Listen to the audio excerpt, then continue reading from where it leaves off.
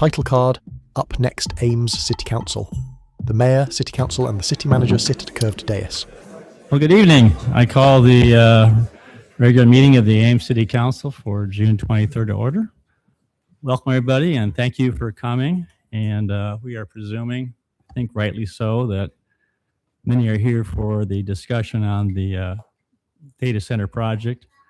And I just want to acknowledge Council is aware of the many emails, communications, the concerns that residents have. And we are taking those into consideration. Relative to item 31, which is the data center project tonight, I just want to review with you what the purpose of the meeting is tonight and where we're going with this. I also want to stress no decisions have been made by anybody and no decisions will be made tonight either. The purpose is to let staff make a presentation, to hear from Lightedge, the developer, and for council to ask questions. There will be no public input tonight. However, recognizing the fact, actually last week, recognizing the fact that we anticipate people would want to offer input. For the first time in my tenure in 8.5 years as mayor, council has scheduled a special meeting next Tuesday night for the sole purpose of getting feedback from the community, because we anticipated that there'd be an awful lot of people that want to give feedback, and we're going to set it up in a way so that we have small groups. And each council member will be at a group, and we're going to make sure that we listen to and hear what each individual who's in those groups have to say. That way we can get many more people feedback during that process. So I understand that we understand, and actually after June 30th, there'll be a 2-week delay, and then on July 14th will be the next city council meeting, and this item will be back on the agenda on July 14th. And discussion will continue. A decision may be made that night, and also council will be receiving a memo staff report from the city attorney having to do with data center and a lot of different questions that council has asked him to look at. So we want you to understand that we do want to hear from you, but when we get to public forum, we ask that if you have any comments regarding data center, that you wait until next week. So we can go ahead and collate those, aggregate all those at one time. Again, I want to restate, we have heard the concerns, the issues, and even though we may not have been able to respond to every email, I can assure you that council takes very seriously the feedback from the constituents. So, and with that, when we get started, I will share with you that in my 8.5 years of mayor, I brag to my fellow mayors how civil and respectful the Ames community is. We may not always agree with one another. We can have passion, but I ask that tonight, as we listen to what's being presented, that you offer the same respect and attention to what's being talked about. We are looking for facts, information, data, to make decisions on in the future. Again, no decisions tonight, lots of questions. I'm anticipating this could take at least between an hour and 2 hours just on this topic alone. We hope you find it to be informative, and I believe that a lot of the questions have been raised and people postulating on things will be hopefully addressed during this time, because we're seeking to get information out that's accurate and complete. So with that, we will go ahead and start with a presentation from, actually, I think they're all here for you, Kevin Bork, President of Discover Ames, approaches the podium. So we're going to get a item number 1, Discover Ames yearly report, and then we'll move on to consent. Kevin? Thank you, Mr. Mayor. Kevin Burke, President and CEO for Discover Ames. I do want to thank everybody for coming to hear our report tonight. And I do also want to thank the council and city staff for their support of Discover Ames and the longstanding agreement that we have. Our core focus for Discover Ames is to promote Ames and Iowa State University as a destination to attract groups and visitors to Ames. According to Iowa Economic Development Authority, visitor economic impact just for Story County in 2025 was $243.6 million. That's an increase of $15.5 million over 2024. That's significant. Those visitors also generated over $51 million in taxes. That's sales tax, local option sales tax, fuel tax, alcohol tax, all that benefit the state as well as the community and the county. Most people think of visitors spending as primarily in lodging. In the report that we submitted, you can see that lodging really only makes up about 19% of the spending by our visitors in Ames. So it's important for us to not only visit to ensure that we get heads in beds, as they say, but also to bring day visitors to Ames because there's certainly a lot of economic impact based on those visitors spending in retail, recreation, transportation, and food and beverage, obviously, as well as lodging. We have 5 major pillars within Discover Ames. Marketing leader is one of those.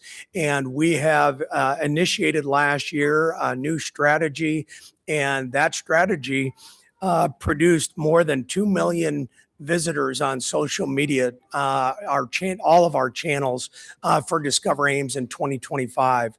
That's a significant increase over the year before. And we had well over 300,000 visitors to the website. When you travel, visitors' websites communities' websites are extremely important. And we've done a great job in promoting that. Our second pillar is business development. That's really where we are attracting groups and events to come to Ames. Last year, we announced we secured the boys state basketball championship coming up this March in 27. We also extended, after hosting the girls' state soccer last year, we were able to extend that contract 2 additional years through 2029. We just hosted that 2 weeks ago. Last year, we also hosted the National Senior Games, a number of National Senior Games events that were also in Des Moines. But just the events that were in Ames, we calculated was about $1.3 million in economic impact to the community. And we serviced over 170 events that we were able to either bring to Ames or events that were coming to Ames that we supported in one way or another. Our community engagement is another area, our third pillar, and our community grant has been extremely important in that pillar. We last year were able to extend the community grant to include 11 additional events. So we're up to 39 events that we supported in 2025, and that's up to $119,000 just for that year alone. That's $9,000 more than the year before.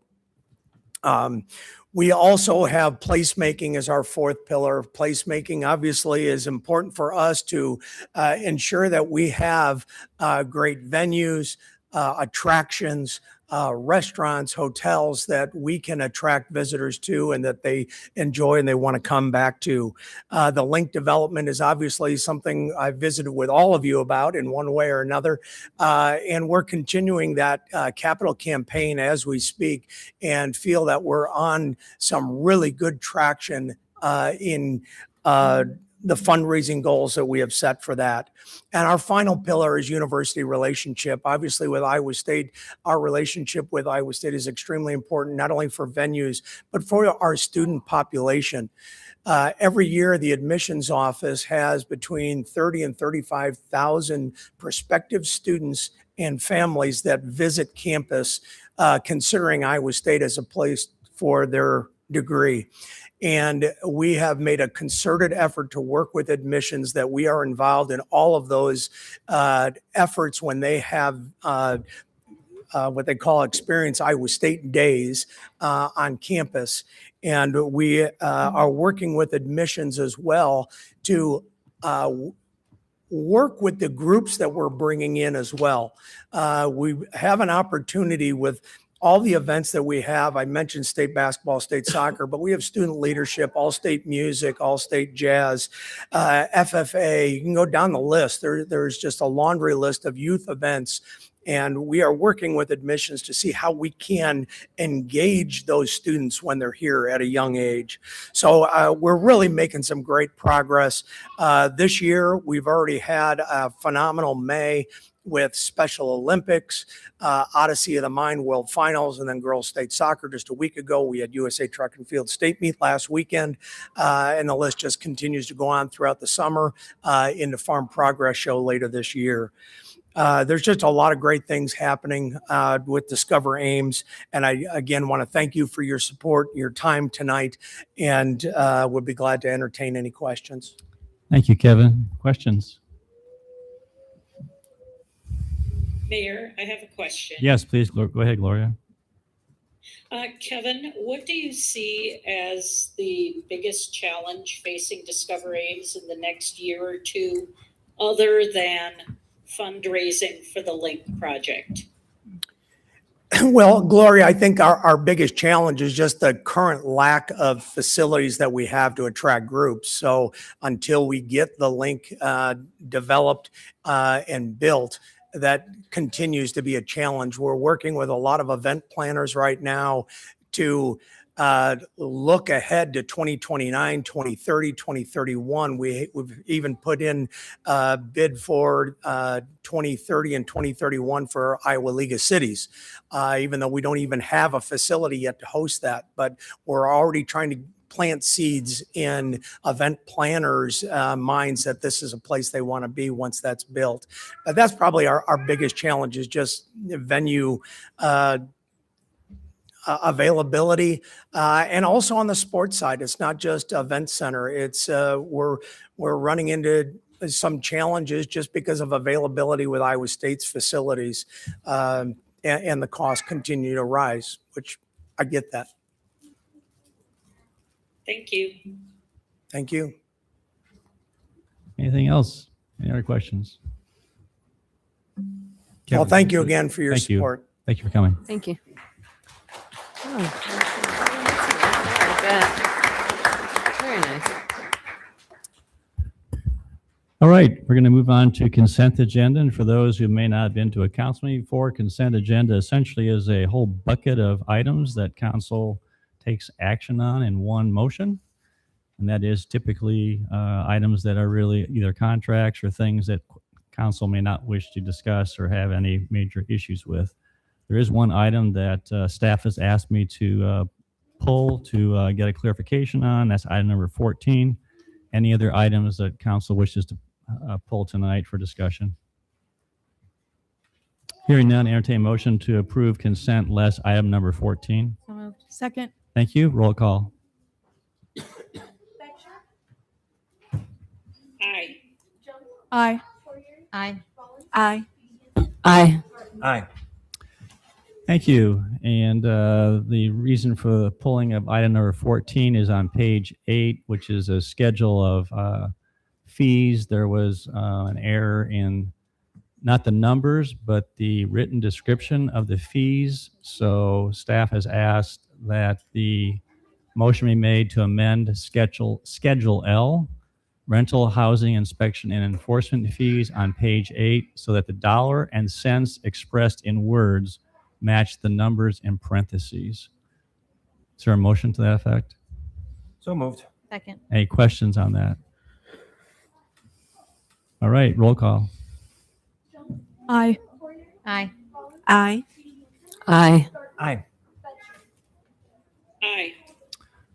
Okay, we're going to move on to public forum. This is a time we set aside for comments from the public on topics of city business other than those listed on the agenda. Understand council will not take any action on your comments at this meeting due to requirements of open meetings law, but might do so at a future meeting. As I mentioned before, we would invite people to give public comment next week on anything related to data centers or the data center project. So if anyone wants to address council under public forum, I will say I have one card from Brooke Whitehouse, but I'm not sure if it has to do with item number 33 or if it's a separate item. Mayor looks Brooke, around the are room you- for Brooke. Audience indicates that she is in one of the overflow rooms. Yeah, I think it's Okay. 33. On item 33. I Okay. think so. All right. Well, what we'll do is I will mention too. There she is. There she is. All right, Brooke. Brooke enters Hi. council chambers. Did you want to address council under public forum or under item 33, which is the report on the South Russell and Lincoln Way? Number 33. Okay, so I will call you back up when item 33 comes around. All right. All right. Thank you.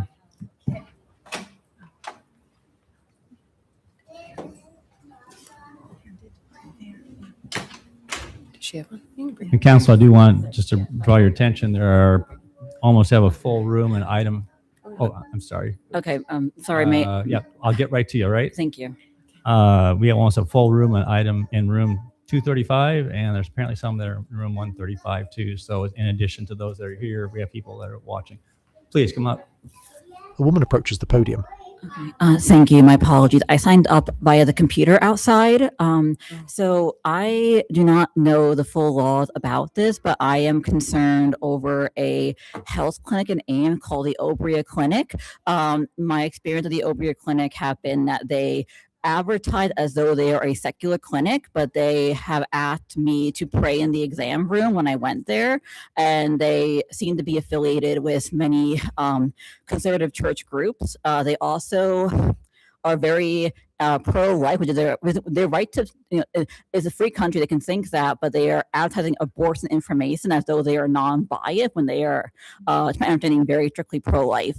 They also are offering something called the abortion reversal pill, which I've done some Googling, and there are mixed studies about that pill, including some risk of hemorrhaging in some studies, and they are telling patients it is mostly risk-free.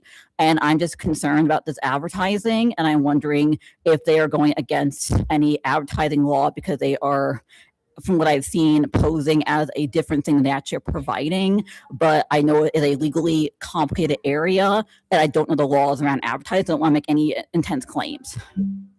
Thank you. Is anybody else? All right, we will close public forum and council.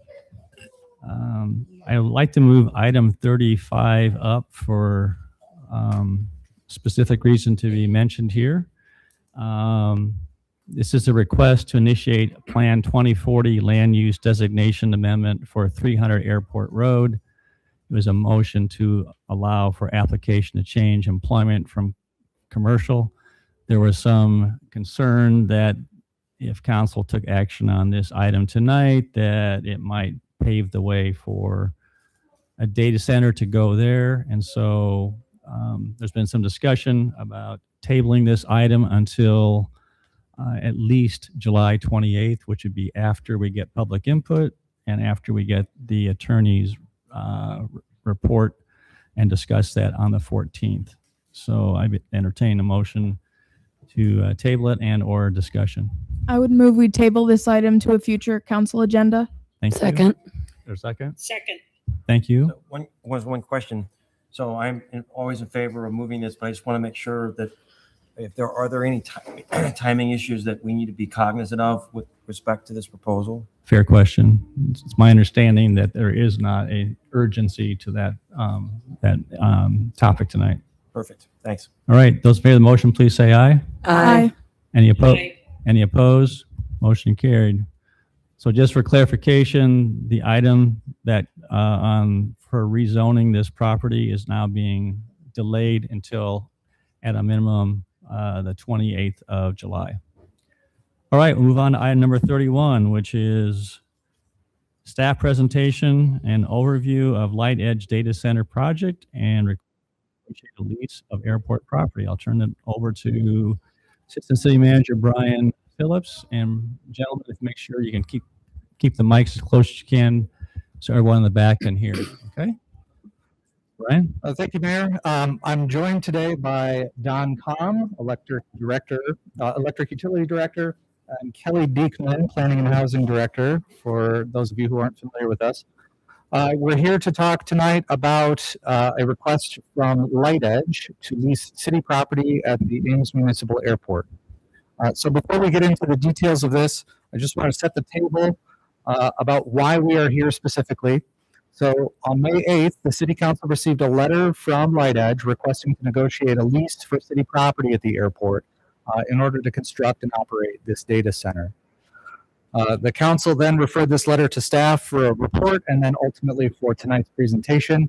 Tonight's presentation is informational only, and as the mayor indicated, we will have a staff presentation outlining the request and the implications for our city infrastructure. There are representatives from Lightedge who are available to describe the project in more detail and answer questions, and then certainly you can ask questions of us as city staff. But then, as the mayor said, the public input portion of this discussion would come a week from today at a special city council listening session. So the proposed project from Lightedge is what's called a co-location data center. So the purpose of this facility is to provide space for private companies to install their own racks and servers for their data storage needs. Lightedge, as the host of this site, would provide the building, the utilities, the cooling, and then rent that space to the clients who are utilizing it for data storage. The project, as it's been described to city staff, includes 3 separate stages. So the first stage would be the initial building shell construction, and that would be approximately 100,000 square feet of floor space. The electrical demand, just for purposes of rough numbers, would be up to around 3 megawatts of utilization at any given time. The second phase would be an expansion of this within the existing building shell to a total electric demand of up to 10 megawatts. And then the final phase would be to fully build out that interior space to approximately 25 megawatts of demand. And that it has been indicated to us by the project representatives would take approximately 10 years, depending on the level of interest from the private companies that wish to utilize Lightedge's services. Lightedge has indicated that they anticipate using a closed loop cooling system to cool the servers that are inside the building. So initially this involves filling the cooling loop with water, several thousand gallons. The heat would dissipate to the outside air, but the water remains inside the loop. So other than the periodic addition of water, the demand for water by the building is otherwise for typical domestic type needs. So flushing toilets in the restrooms, break room sink, washing hands, those types of uses. So we do not have an indication that this would utilize a significant quantity of water compared to some of our other users in the water utility. In addition, Lightedge would anticipate installing backup electrical generators. Don will talk a little bit more about how and when those might operate and the purpose of how they would integrate into our electric infrastructure as well. Brian Phillips presents a satellite map showing the proposed 10-acre lease. So this is an overview of where the site is. Let's see if I can get a pointer going here.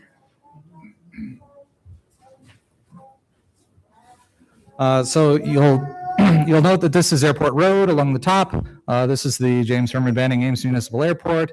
On the west side of the airport, just to the west of the Sigler building, which is this lot right here, is the proposed approximately 10-acre lease area that Lightedge has expressed interest in. A map of the airport master plan is shown, with portions highlighted in red and orange. On the right, this is an excerpt from the airport master plan. And the airport master plan identifies areas of the airport where it would be intended for future development.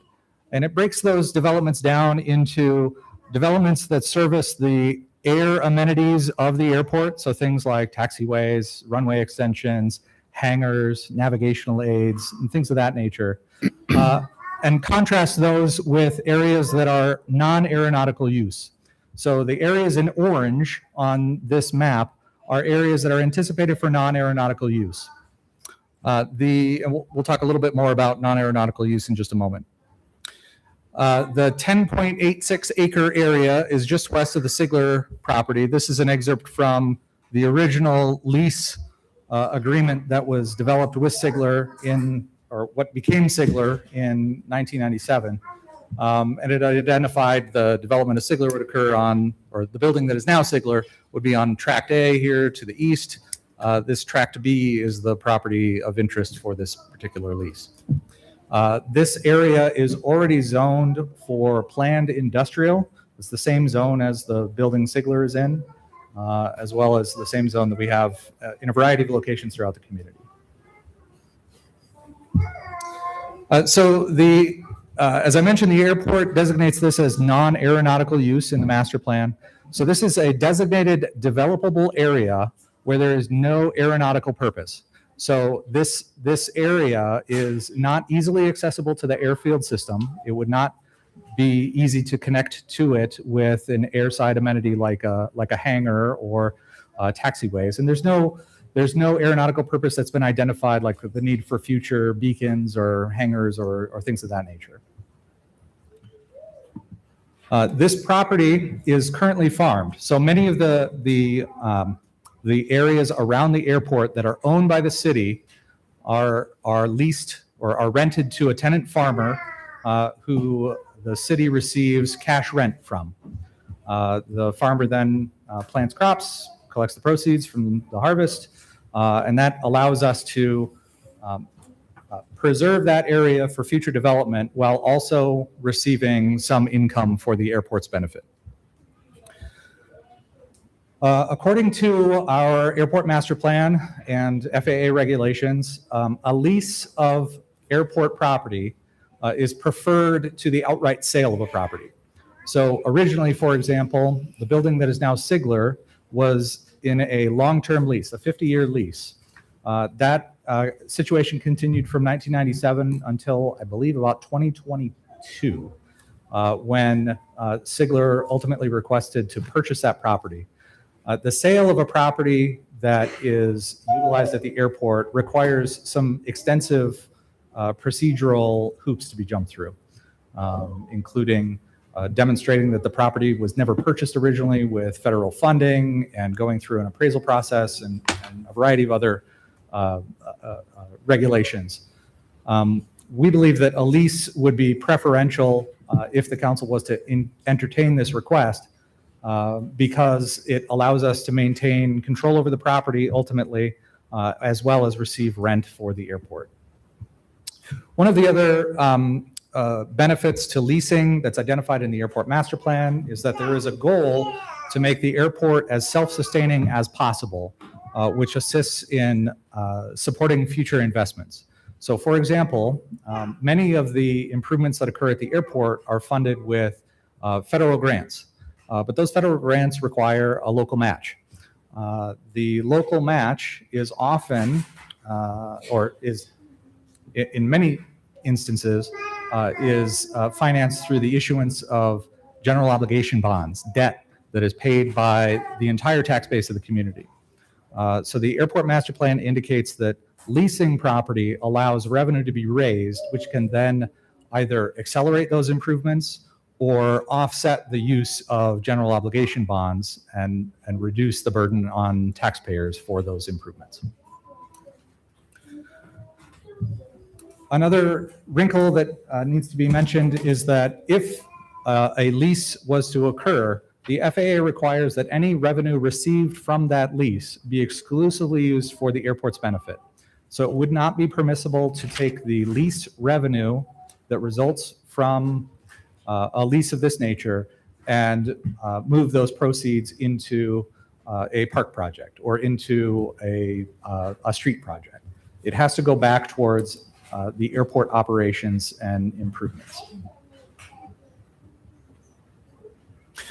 So in addition to the, there's a couple of different aspects of revenue that would come to the city from a project such as this if it were to be pursued. So one aspect of it is the land rent, which we talked about needs to be reinvested back into the airport. So currently we receive $255 per acre for farm rent. In comparison, if we were to look at the original Sigler lease, which again was developed many years ago, 30 years ago, and may not be the best market-based comparison. But just for the purpose of this exercise, that lease, when it was entered into in 1997, indicated that in 26-27, the year we're about to enter, the lease rate would be about $5,500. So the lease rate for vertical infrastructure improvements is far greater than what we receive from farm rent for these kinds of projects on the year. In addition to the land rent that gets reinvested back into the airport, a project like this would generate some additional tax base for the community. This would be a benefit to not only the city as a taxing entity, but also the other taxing authorities in the community, so the school district and Story County. It's difficult to identify exactly what that benefit would be because we don't know exactly what type of building and what the value of it would be that Lightedge would construct. But if we look at the property that exists in Altoona that Lightedge also operates, as an example, that property contains two buildings that total about 78,000 square feet.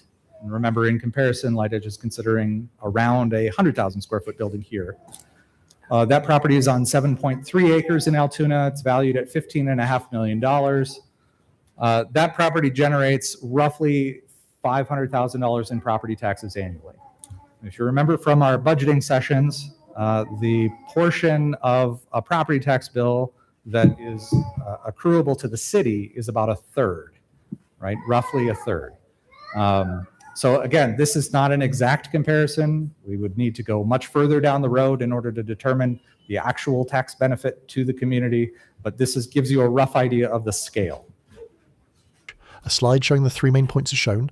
So I'm going to turn it over to Don now to talk about some of the electric utility issues related to this development as a large electric power user. Thank you, Brian. So I think you've already heard that from a water standpoint, there's not a huge demand from a utility from a water standpoint. However, from an electric standpoint, this would be one of our larger customers, and I can talk a little bit about that. I do want to point out, whereas Brian was talking about taxes and impacts on taxes, remind the council again that electric utility, all of the costs are paid for by the ratepayers. So we don't use any tax dollars for any of the things that we're doing. It's all tied into rates. So there are basically three areas of issues when any customer comes to Ames and wants to site here and be on the Ames electric system. We're going to talk a little bit about the transmission and distribution infrastructure that we would need for a customer of this size. We'll talk a little bit about our generation capacity. And then we want to talk about some of the system constraints that we're currently under as we operate the system today and how they may or may not be impacted by a new customer. Next slide, please. A slide showing estimates of electrical need phases is shown. From a transmission infrastructure standpoint, and in a minute I'm going to talk, we're primarily focusing on the airport property west of Sigler. I don't know if Brian mentioned it, but there are a couple of alternative sites that Ames Electric has also studied, so I'll touch on that. So for the site that they're looking at next to the Sigler site, we already have infrastructure to handle any kind of, I shouldn't say any kind, the average customer coming in there and wanting electric service. So we have the capability today to serve up to 3 megawatts there. So whether it's a data center or any other business, we can pretty much serve them. Brian pointed out that they had a series of phases. So then we said, okay, what happens if they want to grow between 3 and 10? Whereas we have an existing distribution system in there today, we then, from an electric standpoint, would look at a dedicated feeder. This would cost approximately $4 million. We have the capability at our VetMed substation. There's an existing breaker. And to do that properly, we would want to hear from a customer, the data center or any customer. We'd like to know about 3 years in advance when you want to be at that load so that we can start looking at engineering, wiring, building it, that type of stuff. And then because they wanted to look at something greater than that, we then said, okay, if you're moving to phase 3, not only is it a dedicated feeder, we'd literally be building a dedicated substation. So this would require some land. It would cost approximately $12 million, and we would want a 5-year planning horizon. A transformer would be needed for something like this. And we just ordered a transformer, and it's a 30-month lead time on trying to get that. These are preliminary estimates, and we would true these up as we know more of the specifics. A slide showing a map of potential phases of electrical To infrastructure. kind of talk through this, so phase, orientate you to this picture here. Brian's pointing, this is that property that we just got done talking about. So phase 1, there is already existing distribution infrastructure. We use it to serve Sigler now that could be used currently to serve the airport project if they wanted to build and get up to speed up to about 3 megawatts. Phase 2, if they wanted to do this in steps, we then would build that red line that goes north to south. So Brian was pointing at the VetMed substation. We then would look at building a dedicated distribution line from VetMed substation down to the airport site. This would be at our 13.8 voltage, and it would look like any other line that we have in the city. Then phase 3, to cover anything 10 megawatts or greater, we currently have a 69,000 volt line that runs basically down Duff, and we would tap into that line approximately at Airport Road, build a line over down Airport Road, come to the airport property, come down that reddish box right there. That would be the substation. It would be on airport property. We would build that to be a 69,000 volt to 13.8 distribution substation. And then we would go underground, that's the red line there, to get over to the airport site. Couple of things. So the underground line, you say that's very unique. We already have a 13.8 line we just put in this last year that goes under the airport. So all of this engineering wise is doable. We're pretty much, the land that we're using is under city control. It's pretty much a standard build for us. There's nothing unique on this. The cost that we talked about there, and I'll touch on it again in a little bit, is the infrastructure that we're looking at here would be specifically for the customer. That has been mentioned to Lightedge, and they said that they're willing to make those investments, pay those costs up front before something is built as they move through their phases. Next slide, please. There was a couple of other sites that in our discussion that they were considering. One was 300 Airport Road. That's the former Dan Foss site right there. That's an existing building that I think it's called the Dan Foss building because they used to use it as a storage facility. It's currently sitting vacant right now.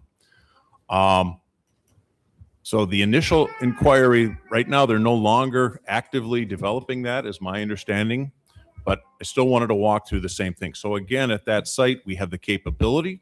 There's already infrastructure in there to serve up to about 3 megawatts. This is very similar to the other site. However, with phase 2 and 3, there's no good way to get a dedicated feeder there, a dedicated feeder.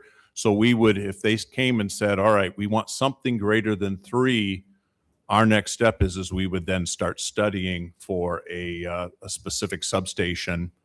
And we need about 4-year planning horizon, again, to order the transformer.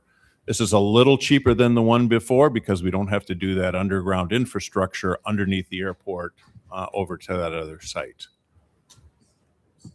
Another site that has been brought up in some discussions is there is a North Dayton Industrial subdivision. To give you an idea where that's at, if you know where the new Ames Animal Shelter is going to be, and there's also a surgery center, it's up in that general area. There's a couple of 8-acre lots up there that Lightedge has been looking at. We call it the Bailey Avenue property. Again, we have the capability, if any customer wants to go onto those 2 sites, we can serve up to about 3 megawatts. We've got distribution up there already and serve them. To go into phase 2, this one would be, quite honestly, a little more difficult. We'd have to come out of our our Dayton substation. Dayton substation's pretty crowded. It's just south of the railroad tracks. We'd have to go underground, and we would have to work with our neighbors Alliant and probably underbuild or build with them on their existing transmission line that they have going up Dayton. The key with this is, and the reason why the planning horizon is a little bit longer is we're not in city property. We're working with another utility, and there's going to be a lot more partnerships, if you will, to get that phase 2 up there. It would be a dedicated, again, distribution feeder. To go to phase 3, there are a couple of challenges here. We would again need to tap our existing 69,000 volt line, come over and build a substation. The best way to do this is to tap our line that goes from Top of Hollow. Brian probably has a picture. I know A map he of does. 13th Street and Dayton Avenue. To tap in, let me bring you to get you familiar with this. So, let's see. So that line right there. This is 13th Street is here. 13th Street. And here's Dayton. And there's Dayton. So coming down, you can see the Dayton substation. It's at there's their site. I'm sorry. Dayton substation is down there. So the phase 2 portion of this would be to build up Dayton and then the red line, and then come over and come to the back of their property and to serve that. And again, this is where Alliant, it's ITC, I apologize. ITC has an existing 69,000 volt line that we would have to either hang below or likely rebuild some of the poles to get it up high enough so that we can underbuild it. The long-term plan, or the final outbuild, is we have a 69 kV line that Brian's drawing there that goes from Top of Hollow down to Ames plant. We would likely tap it right about where his pointer is. That makes the most sense. We have an existing road in there for about a third of the distance, and we would have to work with 2 landowners to get easements. We'd have to clear quite a bit of trees and then build a double circuit 69,000 volt line into there, put a substation, and then come back out. Hence the need for, it's an additional cost, and we would need considerable time to work with the landowners, work with engineering and things like that, which is why it has an extended period of time. Maybe I'll pause there for a second. So from a transmission distribution standpoint, that's how we looked at it. That's how we could likely serve the customer from any of those 3 sites. Anything on that before I kind of jump to the next section? I prefer you can go through everything and then we can cycle back. Otherwise, we can get sidelined or ask questions that are already going to be answered in the next segment. Fair enough. A second piece of this is, so there's infrastructure, the capacity of the infrastructure to serve it. How are our wires using? How would we get the service to them? A second thing that we also look at then is our generation capacity. As council knows, we are moving towards building new generation here in the city. So we have enough generation today to meet our load. We are building new generation. To work with this customer and knowing that they're likely going from 3 megawatts to 25, 3 is easily workable, 25 becomes a unique challenge. We would work with the customer in essence that they would be bringing their own capacity to the table. So in other words, we wouldn't be building new generation necessarily to serve them. And the 2 options to meet that capacity, one is loads have the capability to go to MISO. MISO is our regional transmission and energy markets organization. Loads can go to them and ask for what are called ZRCs, zonal resource credits. Yeah, zonal resource credits. So in other words, MISO will give them their own capacity, and what MISO gets out of it is in essence a control on a switch. So when the region needs to shed load, MISO then would say, you need to get off the system. Okay, that's not saying necessarily that the data center would have to shut down, but they then would operate their generation, so they have no impact on the generation system.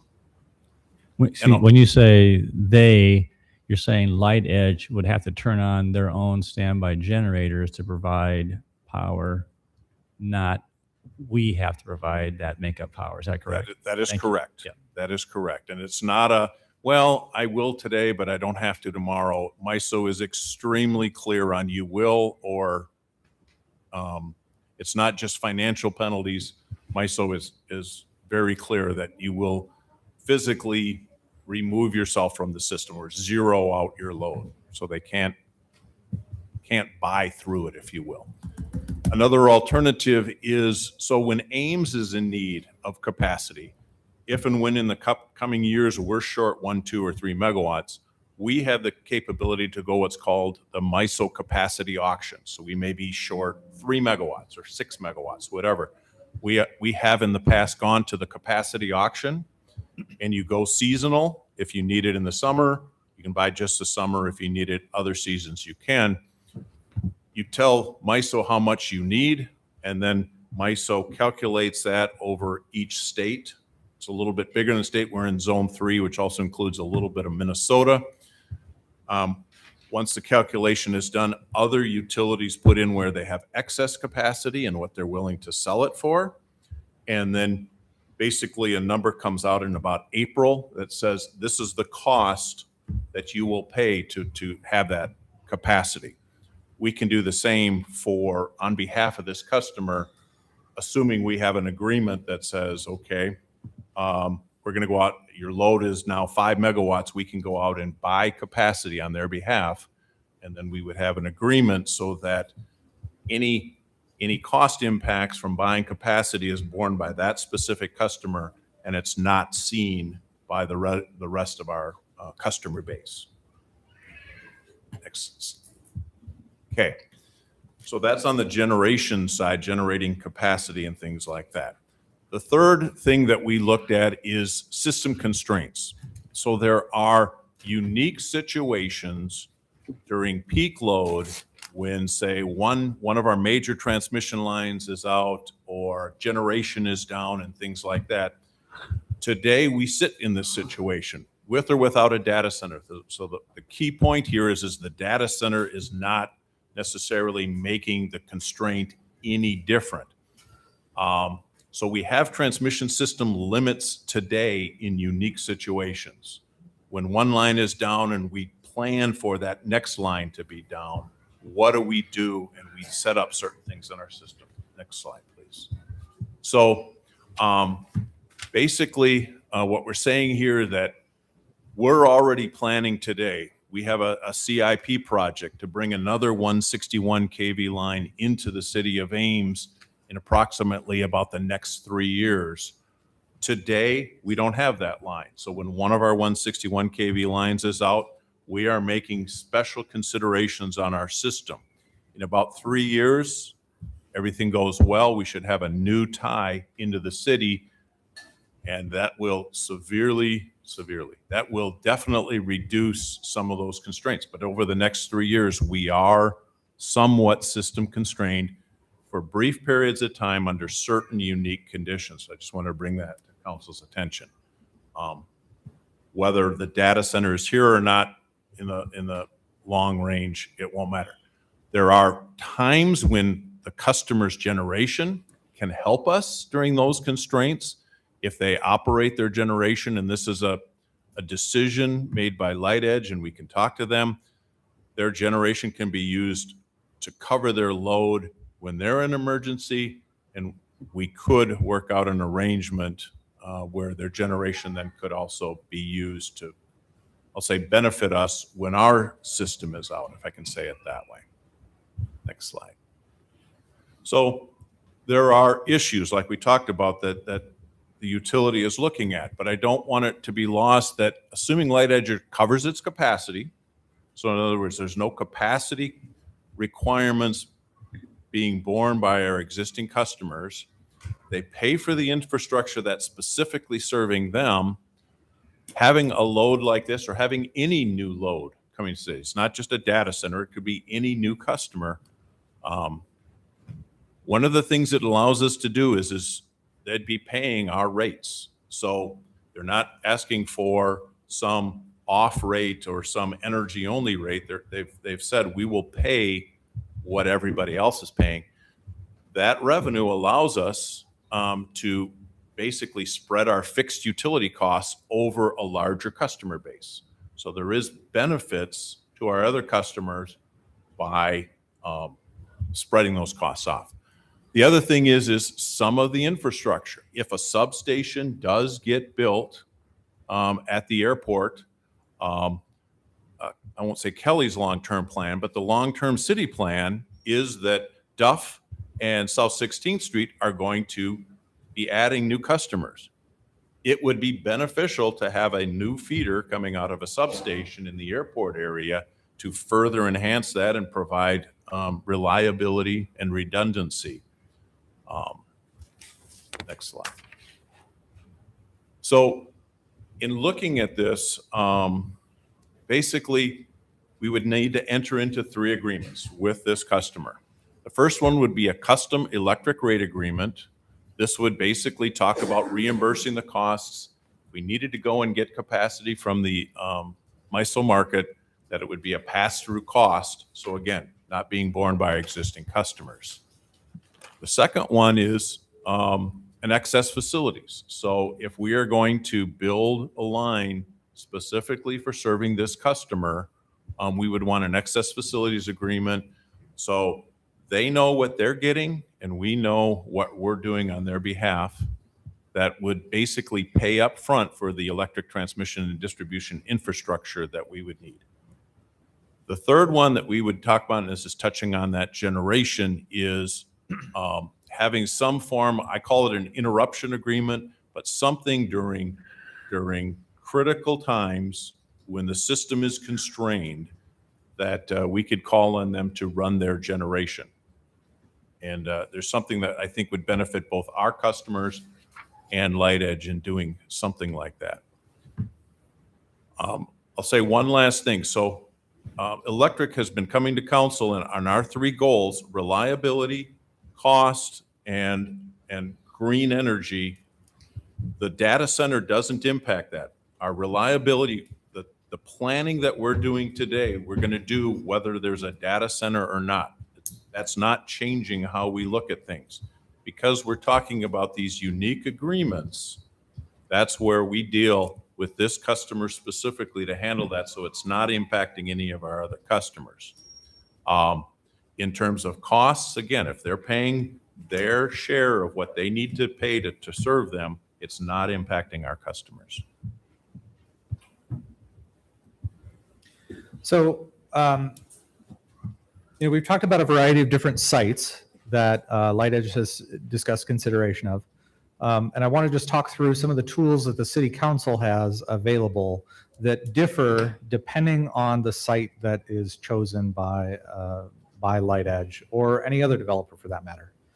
So one site, the site that affords us the greatest benefit and greatest control by the city over the manner in which a project was to develop would be the airport property. And the reasons for that is that any project that occurs on the airport property has to meet the zoning requirements as a base standard.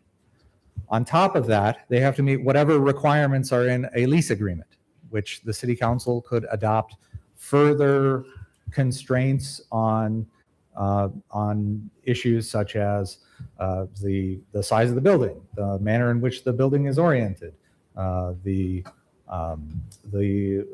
topics such as sound or light or other externalities. The City Council would have a lot of authority in a lease agreement to impose certain restrictions.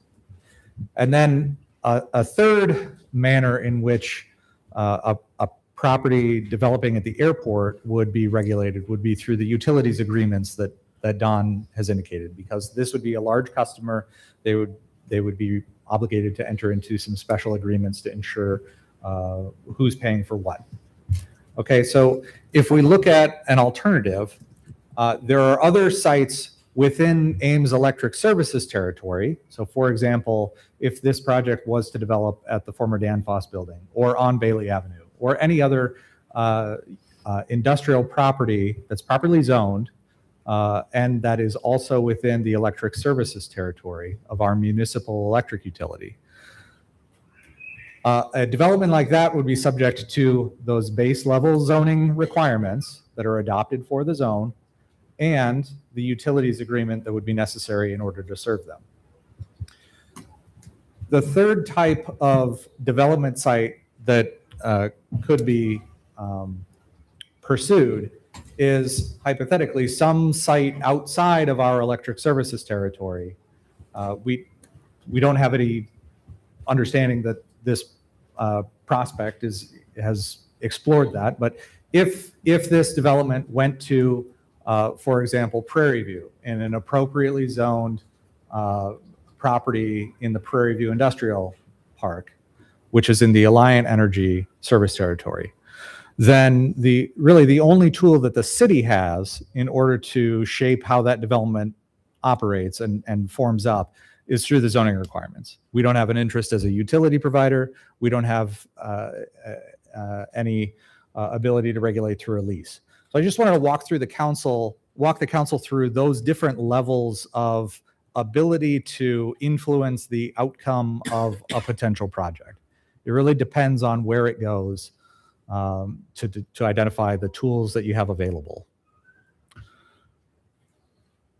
So just briefly to cover the next steps. So we're having this meeting here today on the 23rd. We will hear from the Lightedge representatives in a few moments. On June 30th, the council has adopted or has scheduled a special listening session. I think we may evaluate the venue that we hold that meeting in, given the interest that we've had tonight. But the goal is we will have that session 1 week from tonight, where there will be council members and staff available. We will discuss the comments and concerns and questions that the community members have about this project and about data centers in general. That'll be followed by a July 14th meeting where at that regular meeting of the city council, the council has asked for a report from the city attorney regarding restrictions that the city could put together to address data center development. And so those could include a variety of different things. For example, changes to the zoning ordinance, changes to how we operate our utilities. It could include a moratorium for further study of data center projects or certain sizes of data center projects.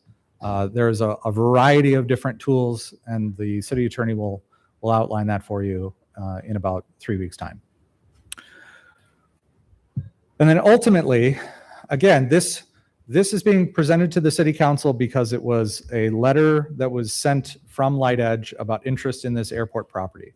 So ultimately, the council will need to direct city staff as to whether you wish for us to negotiate with Lightedge for airport property, or if you do not want to negotiate and you would like to pass on the opportunity, or if you would like to take some other action.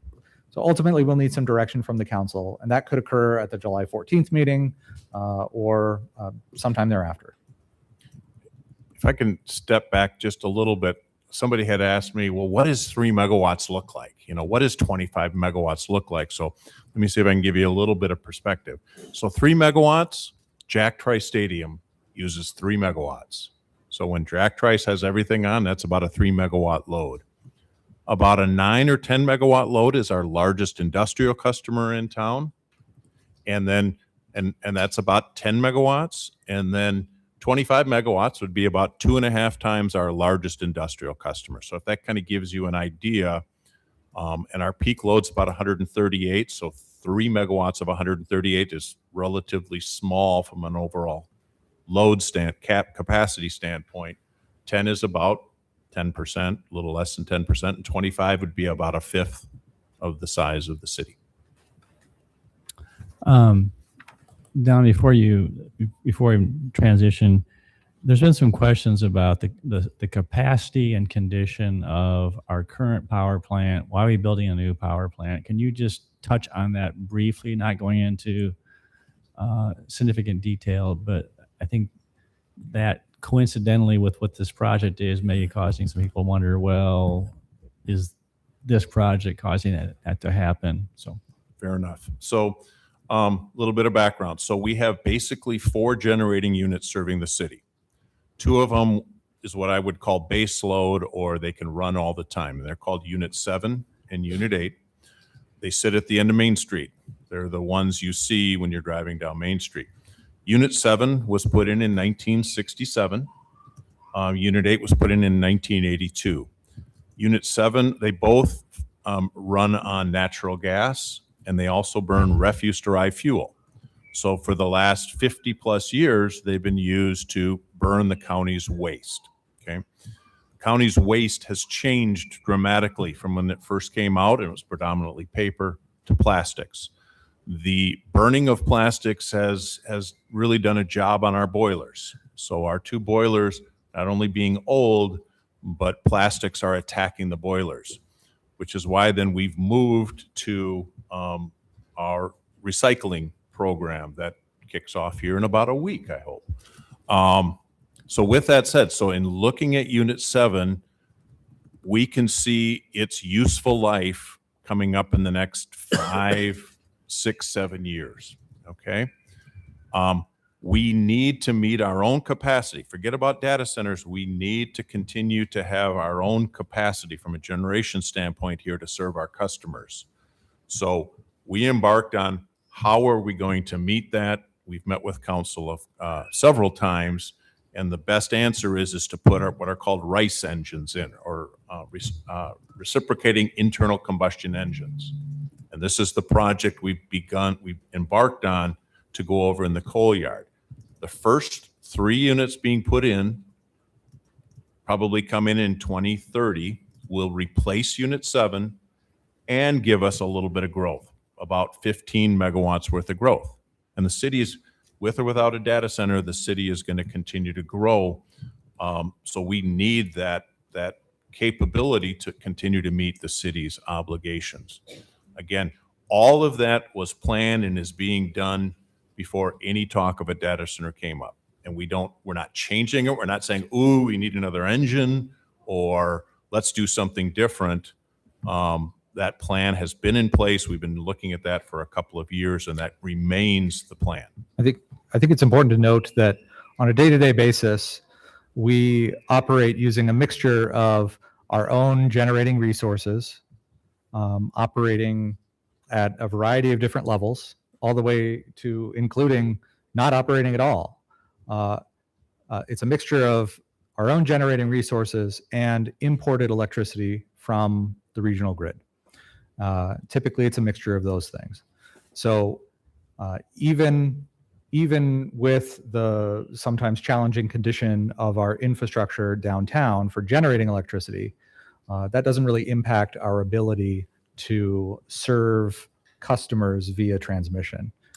And just to tout our champion what we're doing, the reason that you buy power versus generating it is not because we can't generate it, but why is it that we're doing that? So each of our generators have a different cost to operate. Okay, our generators down here cost about $45 a megawatt to operate. We will turn those on and operate them when those are the low-cost option. For many, many, many hours in the year, it is cheaper to buy from the regional grid, where we're averaging closer to about $25 to $30. So we make that that decision basically on a daily basis, where we then will buy more from the market if it's cheaper. We then have peaking units. So whether it's a cost issue or it's a reliability issue, we have 2 what we call peaking units, or gas turbines, that sit out on over on Edison. And we can turn those on if we need them for reliability or as a cost hedge if the prices go too high. Those units run for about $250 a megawatt. So the bottom line is the whole goal is to keep the rate as level as possible that the customer pays per kilowatt hour on our electric bill. Yep. Cost is important, reliability is important, and renewables. Okay. Are you complete with your presentation? Yes. Why don't we have Lightedge come up and they can make their comments, and then we'll go ahead and go to questions. And Would you like them at the podium? Please. Lightedge representatives approach the podium.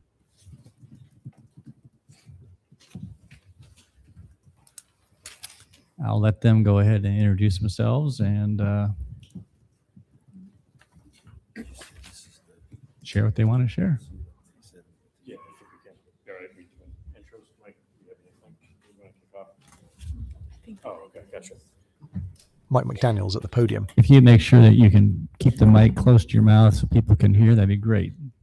If Yeah, you and need- is it best to address the council or the room? No, How please, would you please prefer? be addressing the council. Yeah, Yes, absolutely. thank you. Well, council, mayor, I appreciate you all inviting us to be here tonight, and absolutely happy to answer any questions you may have for the audience gathered here today. I'm sorry, can you introduce yourself? And Yeah. I'm going to go through that. So just for this group to know, my name is Matt Bagacki. I serve as the Chief Marketing Officer for Lightedge. Lightedge, as you all know, is a Des Moines-based company. We've been in Iowa since 1996. And I'm happy to kind of take you through the rest of the team here. We've got some technical resources, some development resources, some other folks that can help answer questions. So you prefer them to introduce themselves, or you want me to It's take up you to through? you. However it is. All right. Hi, Council. My name is Mike McDaniel. I am actually graduated from Valley High School in Clive, Iowa, and I serve as Vice President of Development within Lightedge. Been working in data centers now for about 20 years, and recently joined Lightedge to help them with their current expansion plans.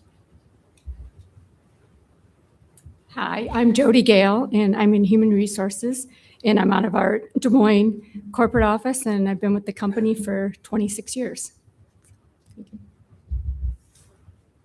Council, my name is Mehdi Ben Lara. I'm what you guys call an Iowa captive. I'm not from around here, but came 10 years ago because of my wife. I live in O-GNE, and I've been with Lightedge for 6 years. My name is Chris Wheeler. I'm the Chief Financial Officer. I've been with the company just for a year, but I've been in the data center business for about 25 years and was a pilot in the Air Force for 10 years before that. So I know a little bit about data centers and a little bit about airports. With that, welcome any questions or anything that you may have for this team. Is there anything that you'd like to clarify or focus on that was talked about by either Brian or Don? Yeah, no, I think generally both gentlemen did a great job kind of laying out the plan and the way we were looking at the proposal put forward here in Ames. It was a great opportunity to meet with some of your constituents beforehand, just as I was kind of standing outside and kind of understand a little bit of, what they're looking for out of these meetings.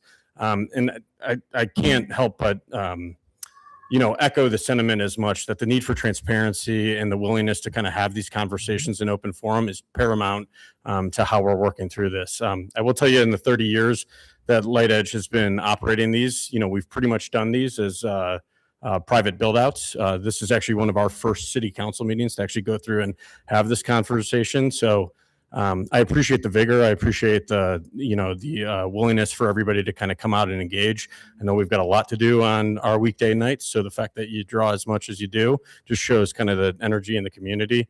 But no, I think the gentleman did a great job kind of laying out what we were looking for here. The one, and I think it came out just in terms of the overall megawatt usage and what we're looking to do here. The common conversation going out in the public forum right now is really around data centers in terms of, what is the impact going to be on me and the fear associated with the unknown. We totally get that, right? I think if you'd ask any of us up there, if, Elon or Sergey came into our communities and said, hey, we want to go build a 500 megawatt data center, how are you going to go do about it? We'd all be pretty skeptical of it as well. We've been in this business for 30 years providing these services. They called out the Altoona facility. I'd invite anybody to kind of come take a look at that Altoona facility. Go look it up on Google Maps, see how it's located, see how it works there. We know how to be a good neighbor in Iowa. We've been down there for 20 years. That's a smaller facility, just like this one is. I know that sounds like a big load compared to what the city's providing right now. But it really is in this idea of an edge co-location data center. This is not a hyperscale data center. This is not an AI data center. This is not a liquid cooled data center. The things that you hear in the media today of what this is, I think the gentleman did a good job of saying, hey, clearly this is what the expectation is, and this is what the expectation is, not only right now, but in the near and medium term over the next 10 years. So I'd really like to just double click on that point, because I think it's important for us to go in and showcase the difference between, hey, what do we hear about in terms of these hyperscaler or AI data centers? What are we looking at for more of these edge co-location facilities that are really here as a service to the local community and to the local businesses that are actually running here. So I think other than that, we're pretty much open to question. So I'm sure we have lots of questions, but I just want to start with just some clarification. Co-location, would you just describe what that is? Because I think when someone hears data center, they think about a 300,000 square foot or you know, a massive thing. And frankly, I need to understand what, when you say co-location, you know what that means. I don't. Totally. And I think the intro comment of it was the easiest way to kind of frame it in there, is that we are hosting servers and racks of other companies in our facility to go let them go do the things they need to every day. So the common, you know, illustration I always use for folks, because I'll tell you right now, my wife has no idea what I do every day, right? When you work in the data center business, when you work in the cloud business, it is really, really hard to explain to your family what it is you do day in, day out. And co-location is one of those kind of arts in IT where, hey, the workloads that actually run the companies that are outside there. So if it's a manufacturing company, if it's a healthcare company, if it's a company's operating system, those things all run on servers. Those servers need to go be stored somewhere. 40 years ago, they were all stored in a data room or maybe in an on-site data closet inside of a company. We have long since passed those days where that is the safest and smartest place to run those workloads, those services that help all those companies run. And they use co-location facilities to go do that. Why we run these edge co-location facilities, so the one we have down in Altoona, the one that's proposed here in Ames, is because there is a need for proximity to the companies that we serve. So, you know, again, an illustration that I like to use is if you're running, you know, let's say a seed processing plant and you need real-time input output from that plant, you need to be physically close. Sending that information out to California or to Virginia sometimes won't support the needs of that facility. So we run the servers, the computer systems for that company locally for them because they no longer want to be in the business of supporting their own servers, supporting their own compute. And then one of the questions we've gotten is the cooling system. Sure. And according to staff report, you take about 2,000 or 3,000 gallons of water to fill your system to begin with. Would you explain what a closed loop system is and how much water you might be required during a year? And besides using restroom facilities and general, you know, cleaning purposes. Yeah, definitely. And Mike, do you have numbers on that? Yeah. So council members, a closed loop. I'm sorry, I know you, man. You are. Can you hold the mic up either close to you so people can hear? Is that better? Can everyone hear in the back? Hello? Okay. Okay, good. Thank you. So a closed loop cooling system is very similar to what most of us have in our homes. So we use refrigerant and the water stays inside the loop. The water actually is the medium that transfers the heat from inside the data center outside to the chillers. The chillers outside then vent the heat and bring that water back inside at a cooler temperature. So there's a clear distinction between that and what's called a cooling tower or a central plant system. And that is a system that is a large water user that you can see in the large order of magnitudes. And you'll see very large cooling towers. As a matter of fact, I've seen them here in Ames driving around. So a closed loop system traditionally has been for smaller cooling loads in data centers, but the evolution of technology of variable frequency drives and the improvement of refrigerants has allowed for closed loop cooling systems to cool much larger loads than they used to in the past. So it used to be a data center that was 2 or 3 megawatts. You would immediately go to a central plant and install a cooling tower and start consuming a bunch of water because that's what you needed to cool that load. Now with the technology advancements, we can buy chiller systems that do not use cooling towers and therefore do not use all of the water. So the loop from time to time may have to be, it may spring a leak. So we may have to fill it back up, but we're talking, thousands of gallons or hundreds of gallons, and a very rare occurrence that loop would need to be refilled. And if you have to drain the system, is the water bad in terms of contaminants? It's not. We usually put some chemicals in it to prevent any corrosion of the inside of the pipes. But again, it's a closed loop system. And I encourage anyone to look online what a closed loop cooling system is, and as opposed to a central plant system or a cooling tower type system that actually vents water with the heat. Okay. All right, Council, what questions do you have for your Lightedge or for staff? Thank you for the explanation. Can I ask a follow-up to the closed loop system? So the initial water, the however many gallons are used to fill it, is that the same in all three phases, like once it gets to the full build out? It's not the same water, but we would need the same level of water. So it would be a few thousand gallons to fill the loop. Right. And then as we grow, we would expand the loop and we would have more water. We'd have more chillers inside the system. So the idea is, and we may not, we may never get to 100,000 square feet, but the idea is we want to start with something manageable and then see how the demand goes. And if the demand increases, we'll start adding some more phases as the business grows. Okay. Mayor, I have a couple of questions. Please, Gloria, go ahead. They're pretty easy to address because they're mostly background. Do we have a timeline for phase 2 development?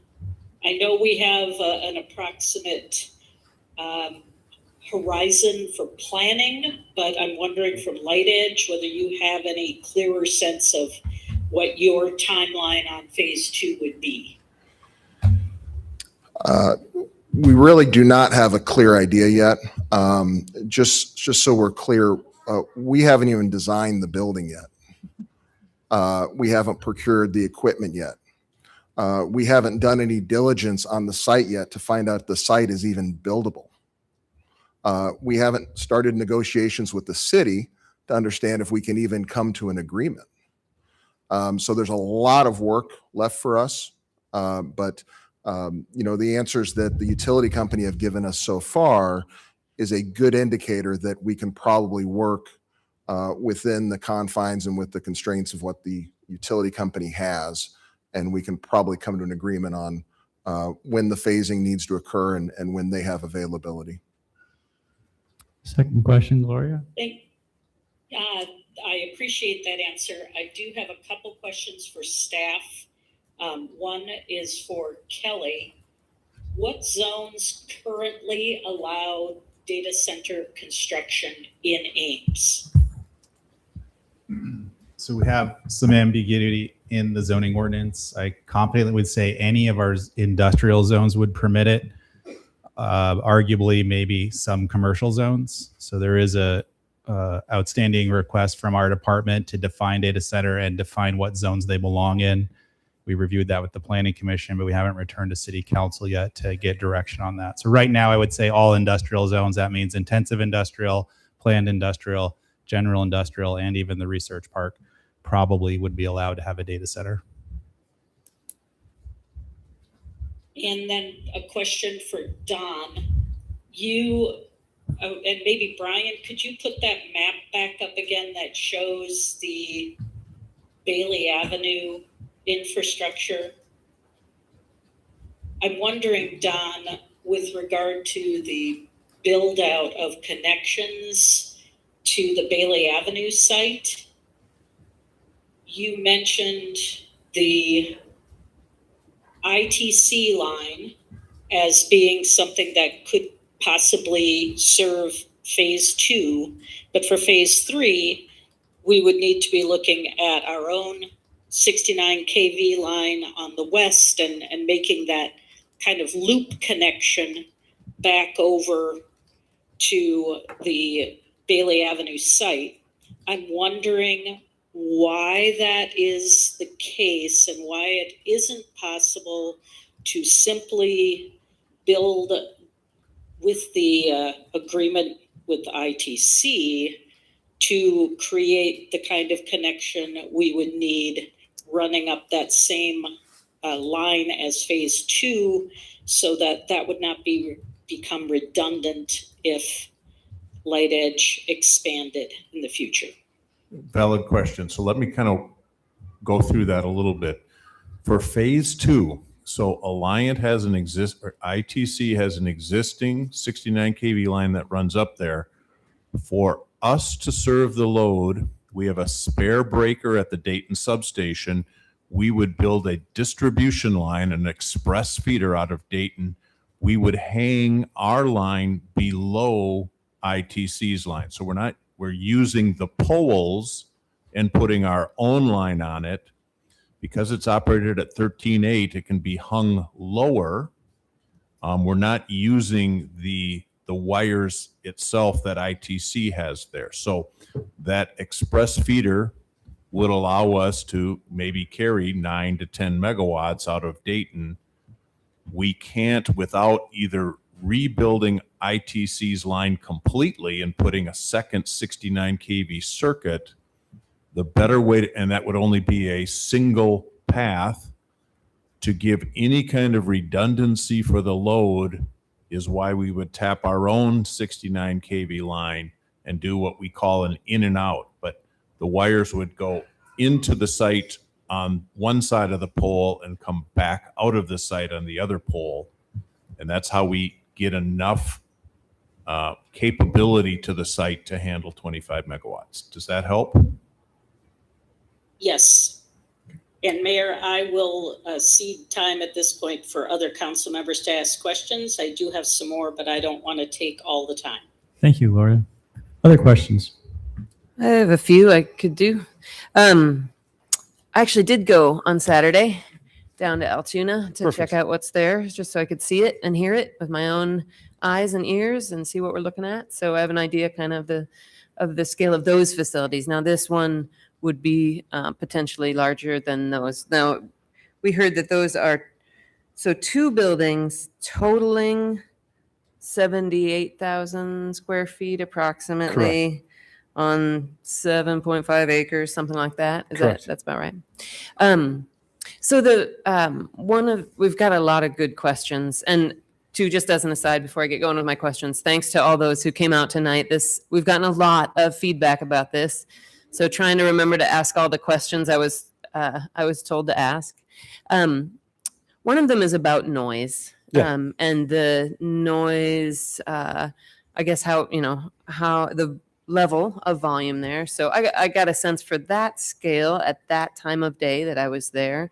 But I was curious about noise shielding. Do you employ noise shielding at all on that site? They're fenced off, I saw, but I didn't know what kind of noise controls you have in place. And then I have a question for staff that's related.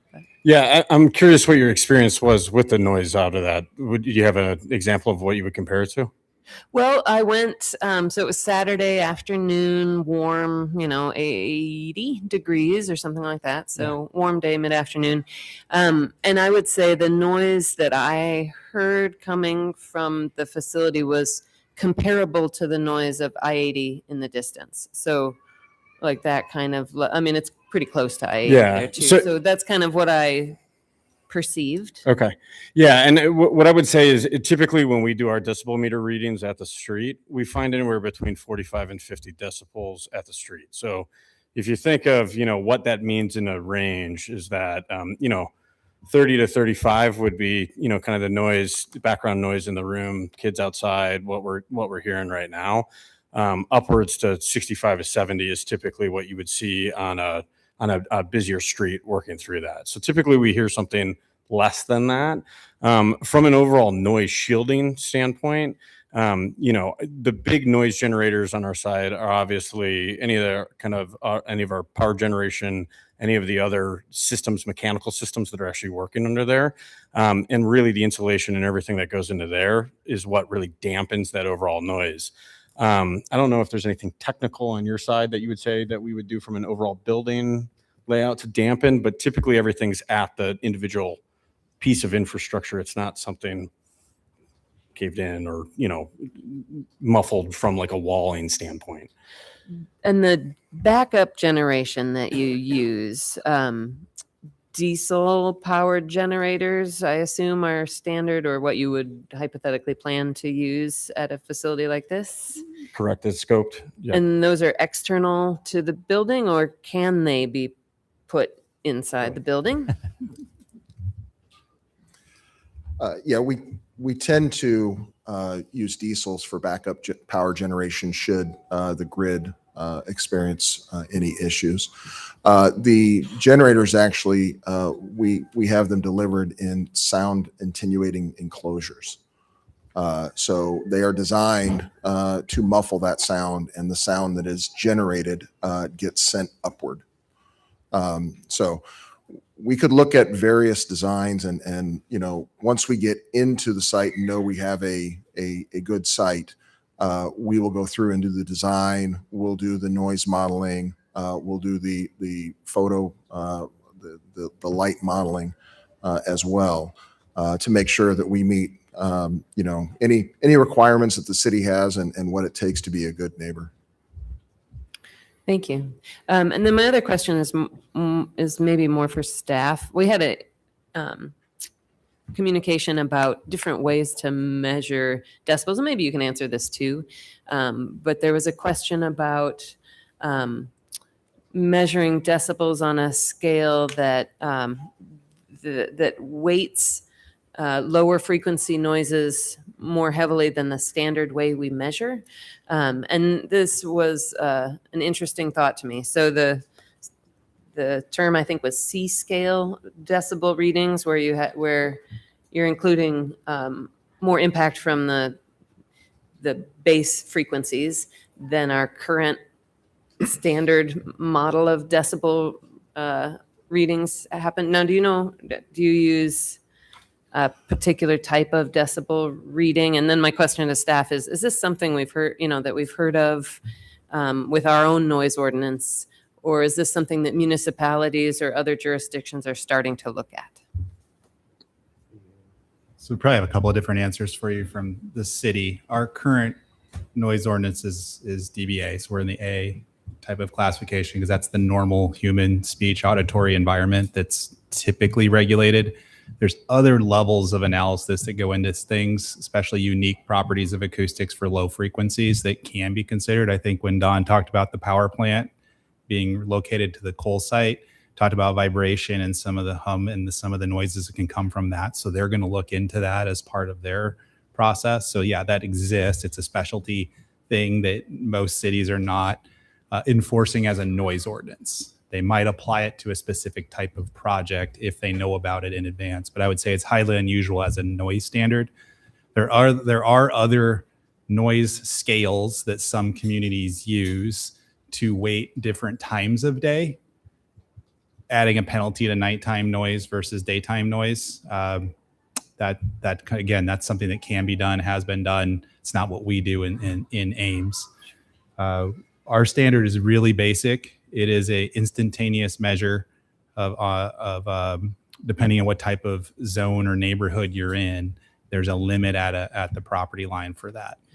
But it sounds like staff will be researching for our own power plant purposes this concept of other decibel measurements. So we might be able to get more information on that. Yeah, and noise is, and I think until you see a project noise study, it's impossible to extrapolate. Noise dissipates at a very predictable rate as it leaves the source. So noise studies are fairly predictable once they have identified the equipment and the source of the sound, and then they can apply the scale to that, and it measures out to what something is.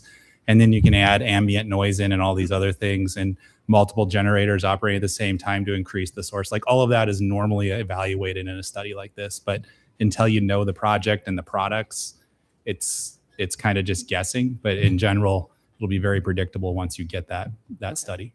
Yeah, thank you. The other question I had, so water, you mentioned the closed loop system. You said that because one of the skepticisms that we've heard is that a closed loop system can work for smaller amounts of megawatts, but people were saying, oh, but once you're fully built out, there's no way that technology could scale up to 25 megawatts.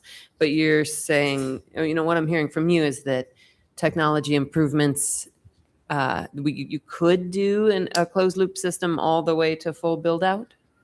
Yes, we actually use a basis of design that is basically a cookie cutter. So when we go to scale the facility, we'll just be adding more of the exact same equipment as we go. So it'll be the same generators, it'll be the same air-cooled chillers. We'll just be building out the rest of that inside of that facility. And there is no magic on the 100,000 square foot. We just know based on our basis of design and based on what our customers like to see inside their racks and in their server environment, that is the type of square footage that we'll be looking at. But again, we haven't designed the actual facility yet, but we know the building blocks that go into that design, which are the specific air-cooled chillers that we have standardized as our design, the generators that we have standardized, the air handling equipment inside that we have standardized, and there'll just be more of it as we grow. We won't have to, reconfigure it or throw anything out. Okay. I have other questions, but I'll let other people take turns here. Thank you. Other questions?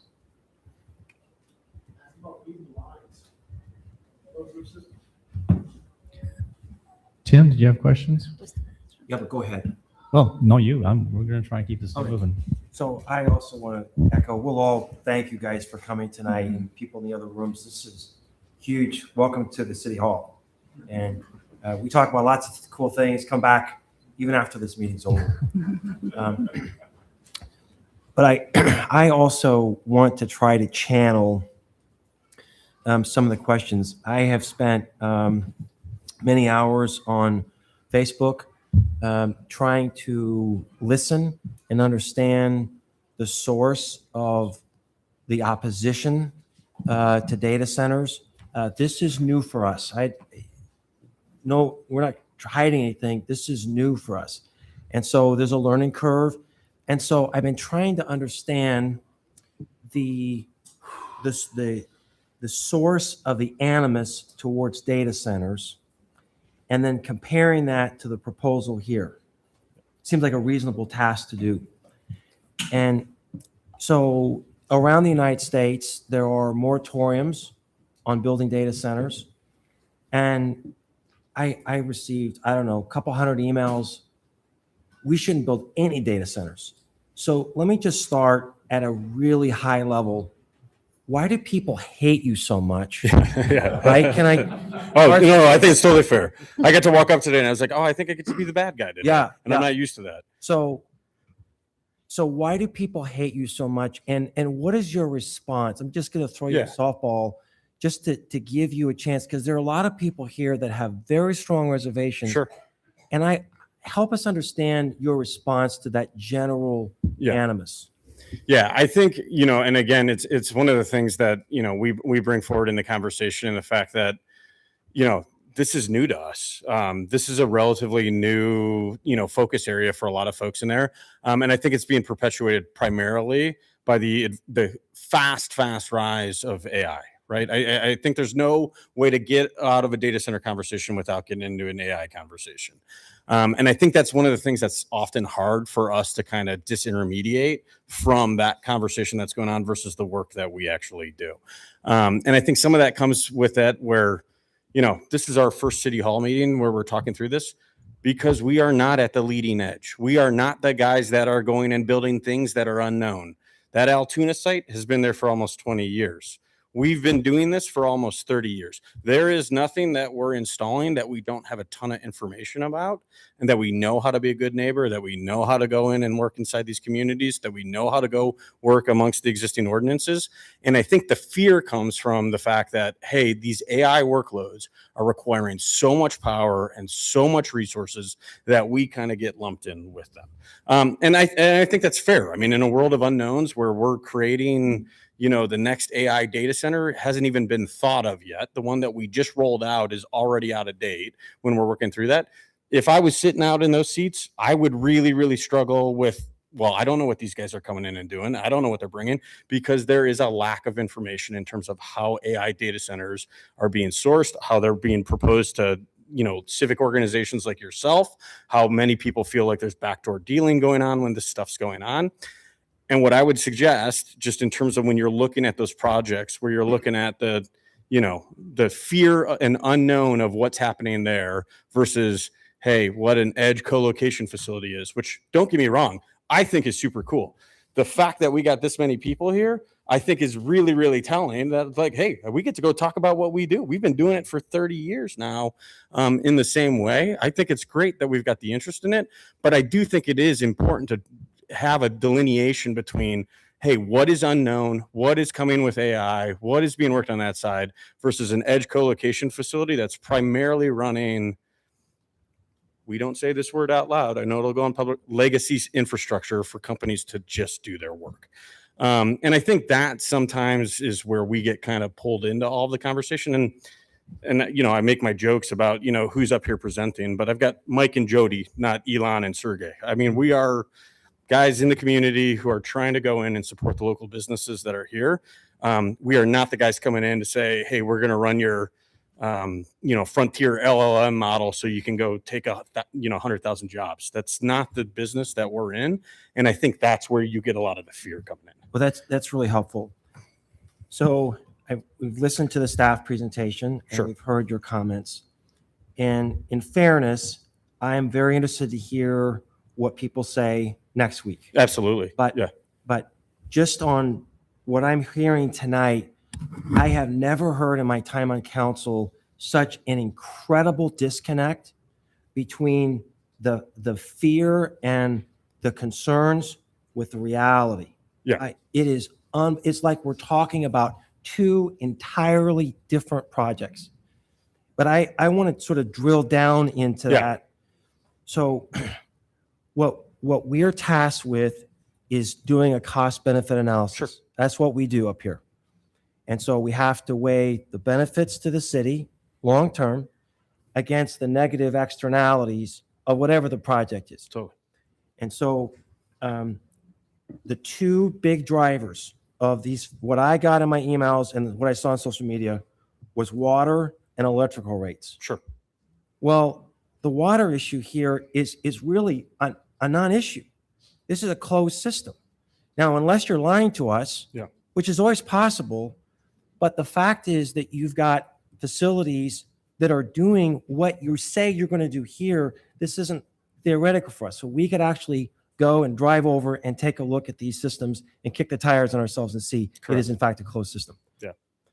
I would, not to interrupt. No, it's all right. But I would say I wouldn't dismiss that fear, not from an actuality standpoint, but again, from a lack of information in terms of a closed loop system. Totally. Thousands of gallons needed to be filled, that hundreds of gallons needed to support that. Those are still numbers. We look at them oftentimes as very nominal, but I don't want to dismiss the actual fear that, you know, comes from that. Oh, and I want to be clear, and thank you for that. Yeah. I am not dismissing those fears either, but I want to address them.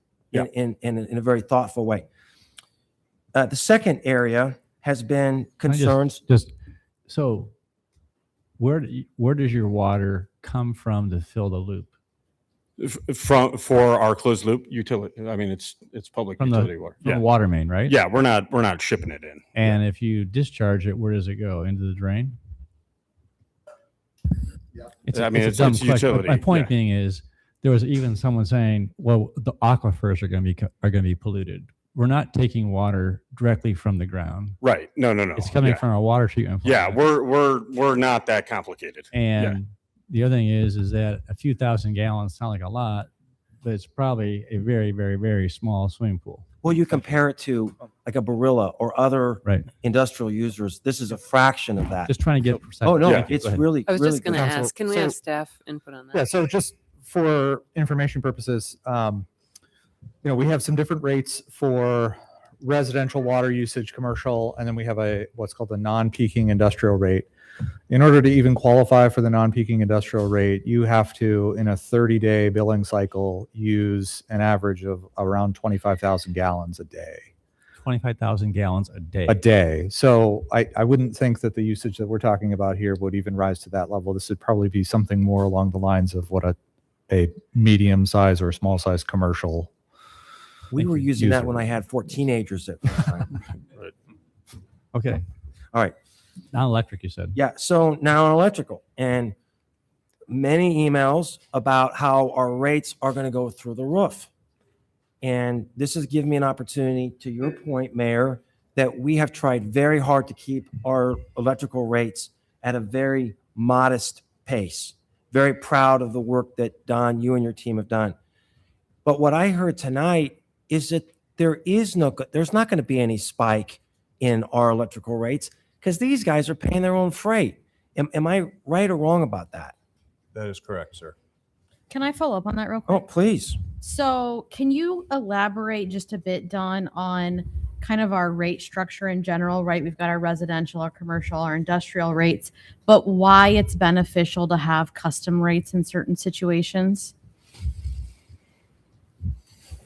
We have a very simplistic rate design in the city. Now, for example, we have I'll call it a custom rate, or it's a special rate. It's called an interruptible industrial rate. One of our largest customers has the ability to shut off half of their capability when we call them. We give them a 3-hour notice and they shut down. So that benefits the city immensely during those hot summer days when we're trying to conserve energy. So we have a unique rate set up for that.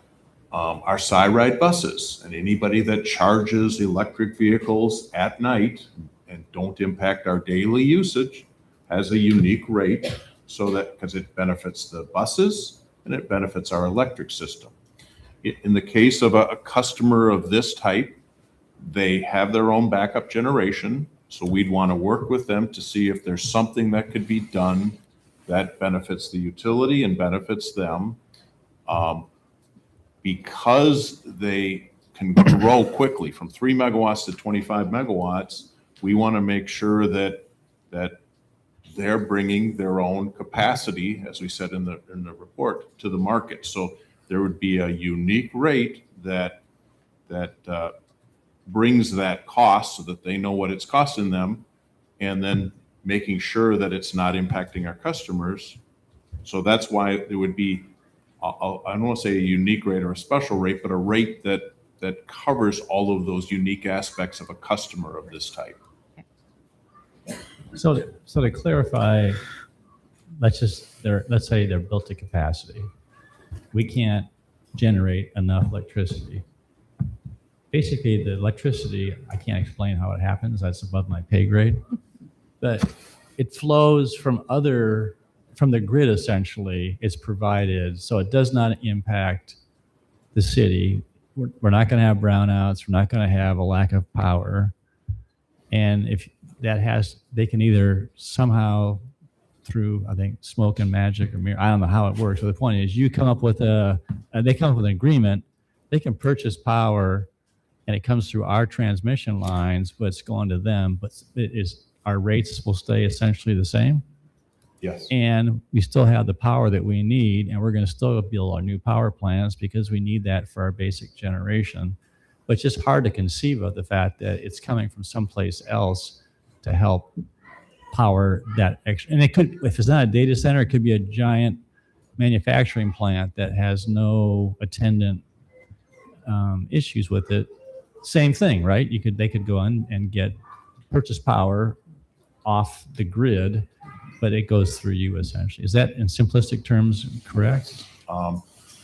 So none of our slides talked about how do we bring energy into the city. Right. Okay. And whether a data center is there or not, we literally sit down and say, what's the cost of our own generation versus what the market is? We also look at what the load shape is for the next day. And our energy markets team then goes and says, I need 60 megawatts at 8 o'clock. I need 75 at 9 o'clock. And we buy it from MISO. If there's a 10 megawatt data center or a 10 megawatt customer of any type, instead of requesting 65, we request 75. The price, 10 megawatts in this region has zero impact on the price. 20 megawatts would have zero impact on that price. We would get the exact same quote back. And it depends upon, is wind running? Is solar running? You know, what other generations on? It's completely, it doesn't matter if we're 20 megawatts higher or lower. All right. Rachel, you got any questions? Yep, one for staff. What? So I understand that Story County previously had a moratorium on data centers. Would that apply to the city of Ames? Is that still in effect? So the county actually still has a moratorium for another year. They considered rules for data centers and battery energy systems. They adopted battery energy systems and then continued a moratorium for another year. Nothing that Story County does applies within the city limits of Ames. Tim? So I'm still trying to channel all this anger. So if Oh, I sound a little sure. Yeah, angry, I'm trying to channel. No, Give totally. me a sense. I'm trying to accept it.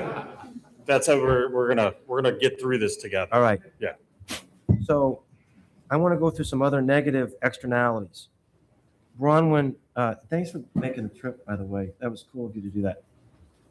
Vibrations came up on a number of occasions. Okay. And that there is a negative impact because of the vibrations. I don't know anything about that. Could you speak to that? I actually can't because I don't know that we've ever come into that issue anywhere there. Is that an issue that you currently have at the airport or anything with There's planes a coming in? concern Or that data centers cause vibrations that are bad for people's health, welfare. Yeah, I've heard similar, and maybe our friend at the electric utility can talk about that. There was a lot of reporting out there about the San Francisco 49ers being next to a substation and having ACL injuries come through on that. So I don't know if that maybe comes in the same. Careful, line there's of a lot of thinking. Niner fans in this No, room. I know. It's just throwing that out there. But no, we've never heard it in the data center space from a ground vibration or vibration impacting any type of the community that we're around. Tim, excuse me, sir. I see your hand, sir. We won't be taking any questions from the audience, but we'd be happy to take questions next week. Thank you. A man in the audience raises hand. Sorry for breaking your decorum, but the councilman placing assumptions towards us, its voting constituents, as if we entered this phase of hysteria. And I know this forum right now is not built to address that, but I just wanted to make that point of order. Thanks. Thank you. Thank you. All right.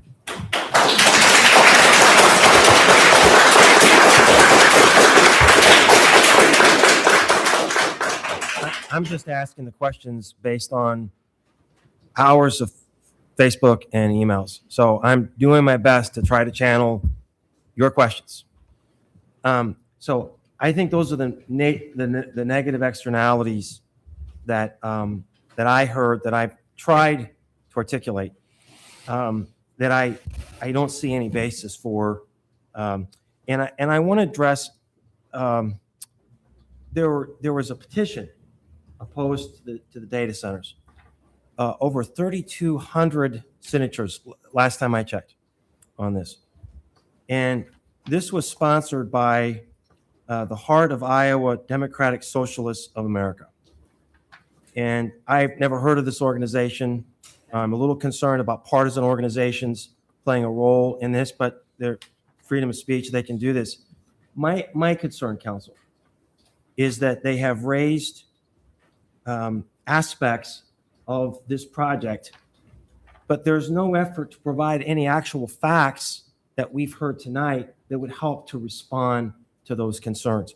So we have concerns here about the data about the electrical usage. All right, Tim, go ahead. Just be brief. No, I'll be brief. But I think that this is a source of this huge disconnect that we're experiencing. And so if you look at the electrical usage in isolation without having anything to compare it to, it looks like it's crazy. Like, what are we thinking that we would do this? But when you understand the measured, thoughtful approach about increasing the capacity and the generation and the fact that these folks are paying for it, now all of a sudden, this becomes a paper tiger. There's no there. So those are my thoughts on this. And if the Democratic Socialists would like to offer a response, I think Not tonight. Not tonight. No. All right, no, of course, no, Mayor, I'm no. not suggesting tonight. No, but we're gonna have a conversation. I think if you're promoting bad information, you need to clarify it. So far, we've had fantastic decorum. We are not looking to pick a fight. We're not looking for it. We just basically want data. Sorry, that's a very poor pun. We're looking for information, facts, and basically information from the applicant and also from staff. So I don't want to go there any farther. All right, Bronwyn, go ahead. Yeah, I might ask a question about power. Back to power. I think some of the concern that we hear is that any increased demand creates a need to build generation somewhere. So even if you're, say, buying excess power off the market, that creates pressure, which creates a need to build increased production capacity somewhere, Correct. whether it's here or not. And if that production capacity is built using traditional fossil fuel or non-renewable methods, then even if you're paying essentially to increase that capacity, we're increasing our carbon impact. And so I think that is what a lot of people have concerns about. So I myself have a lot of questions about the potential for renewables in this sphere. And so this is more something, just an idea that I'm introducing to staff and council to think about, is how could we tie this to an increase in renewable generation, right? So, and I don't quite know what mechanisms are there. This is something that I think that I would want us to think more about, because I think there is a real concern there about increased demand leading to increased carbon impact. Even if it's not being paid by the ratepayers, it's still happening. So that, I think I'm just trying to put words behind people's concern there, even if the power needs are all paid by you, that we're increasing our carbon load to have that increased demand. So just want to put what I understand that argument to be. Yeah, and I'm happy to be as candid about that as possible, is that if I had an answer for you on that, I wouldn't be doing this, because that is a great existential question, because everything that we're seeing, and I don't even care if it's Ames's population growth over the last 10 years, is going to come back to some increased need for demand. And how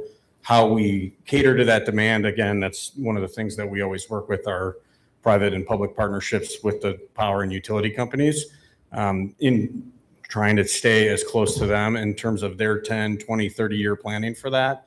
But absolutely, we're always open to any conversation on there. We are in the consumption business. We are not in the production business. And so, we can only influence as much as any of our constituent consumers can as well. Nita, questions?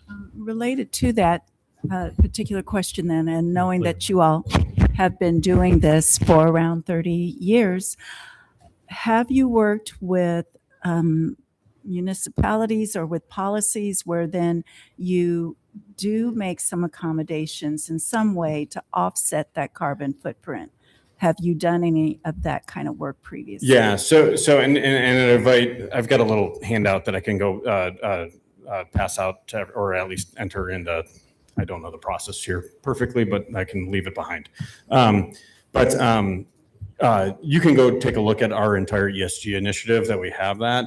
We do have policies and processes in place because we are operating in communities like Austin, Texas, in San Diego, California, who probably have greater or larger power consumption concerns like that. So we are used to working in those and looking at, hey, what are the carbon credits? What are the carbon offsets available to us? What are the avenues available to us to buy renewable resources as opposed to just going direct to any of the groups there? So that is not unfamiliar to us. Like I said, we work in communities that are very, very progressive and forward thinking in that front. And we'd like to, emulate that as much as we can. Also happy to bring any of those learnings to these conversations as possible. Okay. But in fairness, we don't require that of anyone. So if any other industry was coming in, any other business, we wouldn't require them to have carbon offsets. Why would we Just do that with these asking guys? the question. No, if and- they and- do that. No, and I think that's the opportunity that when you bring a company like ours in, is that you start to look at these issues in different ways. And I think that's one of the things. And again, to the gentleman who talked about, hysteria or anything like that, I don't see hysteria here. I see concerned population. And that's one of the things that we want to really use as paramount. Sorry, I didn't catch that. Trey, as a ISU student, you're sitting there listening, and as an ex officio, what's going through your mind? What questions might you have for? They kind of been answered, I guess, mainly with the water cleanliness, things like that he's already addressed. I guess just more towards staff. I don't know any effects, positive or negative, towards students in any way from this project if it were constructed. Yeah, I'd say it's difficult to tell at this point, specifically for a student population. Yeah. I know most students are not here in Ames right now, so I didn't know if you had heard from any of your constituents. So I've got another to ask. So we heard from staff the potential benefits of the data center being located on this site would be the tax revenue and then the lease revenue that would support airport operations. What other benefits would you say your operation would bring to the community in terms of jobs or community development or anything like that? Yeah, I think the first thing everybody wants to point to is the fact, and it's pretty easy in the letter. It's like, this isn't creating a lot of direct jobs. Why would we bring this into the community? And it kind of comes back to the original point I was trying to make, is if you look at where Lightedge is kind of in the overall kind of information technology supply chain here. What we're doing is actually supporting a lot of the communities or a lot of the businesses in the community that are going to be utilizing our space that are going to continue to expand here. So if you think of data centers more as kind of an infrastructure component, which is really, hey, this is opening the opportunity for local businesses to kind of continue to build their footprints here. I think that's where we see the most success for this. Bringing a dozen employees in the community for a single data center, I'm not going to come up here and tell folks that like, hey, this is, this is the job boon that you guys have been looking for. It's not. And that's not the way we should be talking about this. What we should be understanding is the ecosystem in which Lightedge plays and our commitment to not only universities, but also early childhood and ongoing education to talk about, hey, what is the world looking like as this infrastructure is adopted more and more? What are IT first careers looking like? It is one of the things that we always talk about, folks, when you're looking at hands-on IT service. It is one of the things that is not disruptible by AI on that standpoint. So it is one of those really resilient careers that you can go take a look at. And I think those are the areas that we get most excited about when we talk about the overall impact of bringing, infrastructure businesses like Lightedge into a community, is that it has a lot of downstream effects that we can talk to. Go ahead. I've got another. Mayor, I have a couple more questions. Yep. Well, I'll come back to you, Gloria. And I had to, Amber has a question. One question for you, Matt, and then I have another question for you, Don. Sure. So I appreciate you recognizing, I think, the real concerns that people have about data centers in general. Much of that, like you said, does center around AI and kind of what people are seeing happening across the nation. Can you speak a little bit more to your business model? Because people are going to go to your website and see AI on your website, right? Of course. And they're immediately going to associate that with the other things we've already talked about. Yep.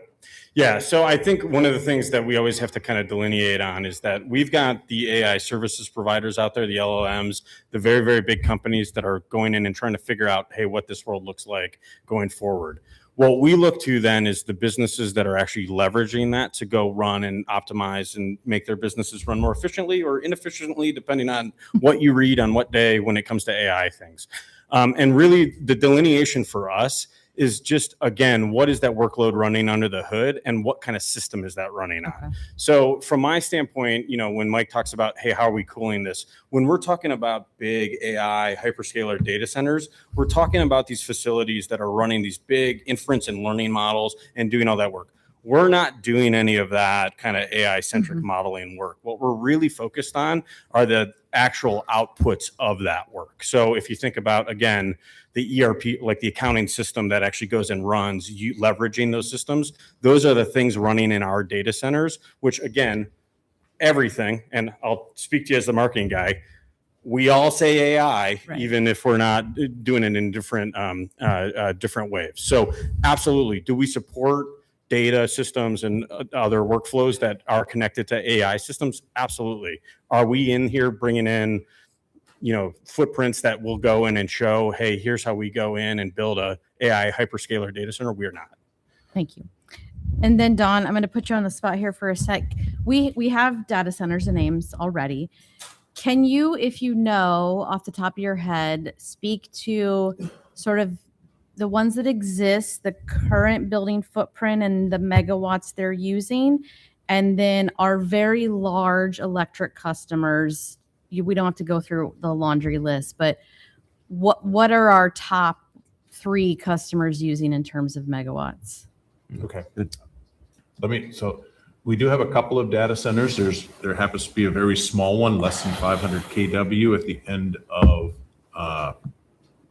Duff. And then I believe there's another one out at the research park. I can't tell you exactly how much the power is using, but they're a data center within a building. And the building itself, the transformer itself is 1,000 kW or 1 megawatt. So the data center there is less than a megawatt being served by one of our transformers of a megawatt. So those are the 2 I'm aware of. I don't know if there are any others locally. In terms of customer usage, our largest customer is Amcor. And they used to be Ball Plastics. That's about a 9-10 megawatt load.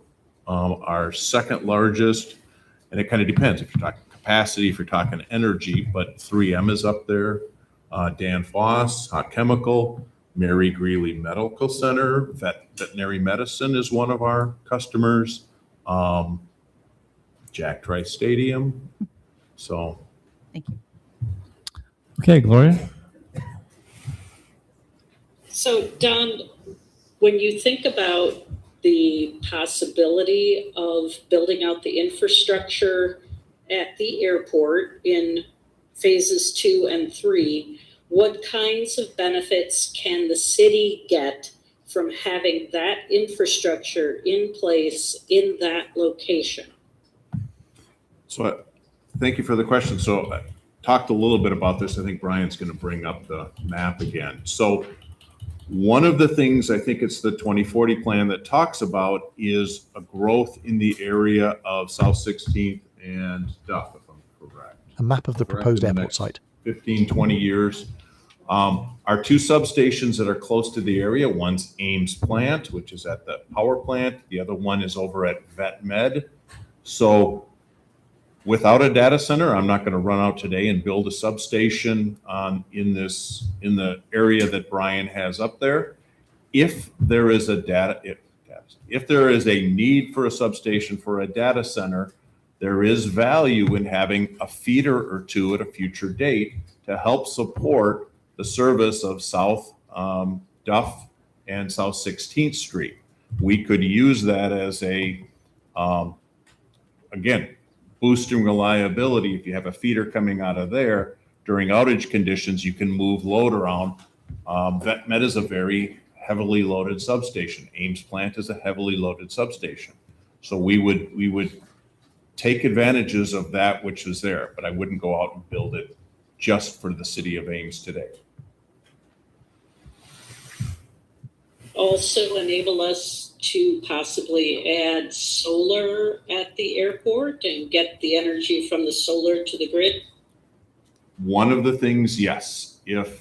So again, trying to build 15, 20, 24.9 megawatts of solar, if that were to come back in this area, you would want to bring it into a substation, and that would be the likely location you would bring that into. So yes, it would support solar development in the area. Any more questions? And then I have, Go ahead. sorry, I was gonna say that I had two questions for Lightedge.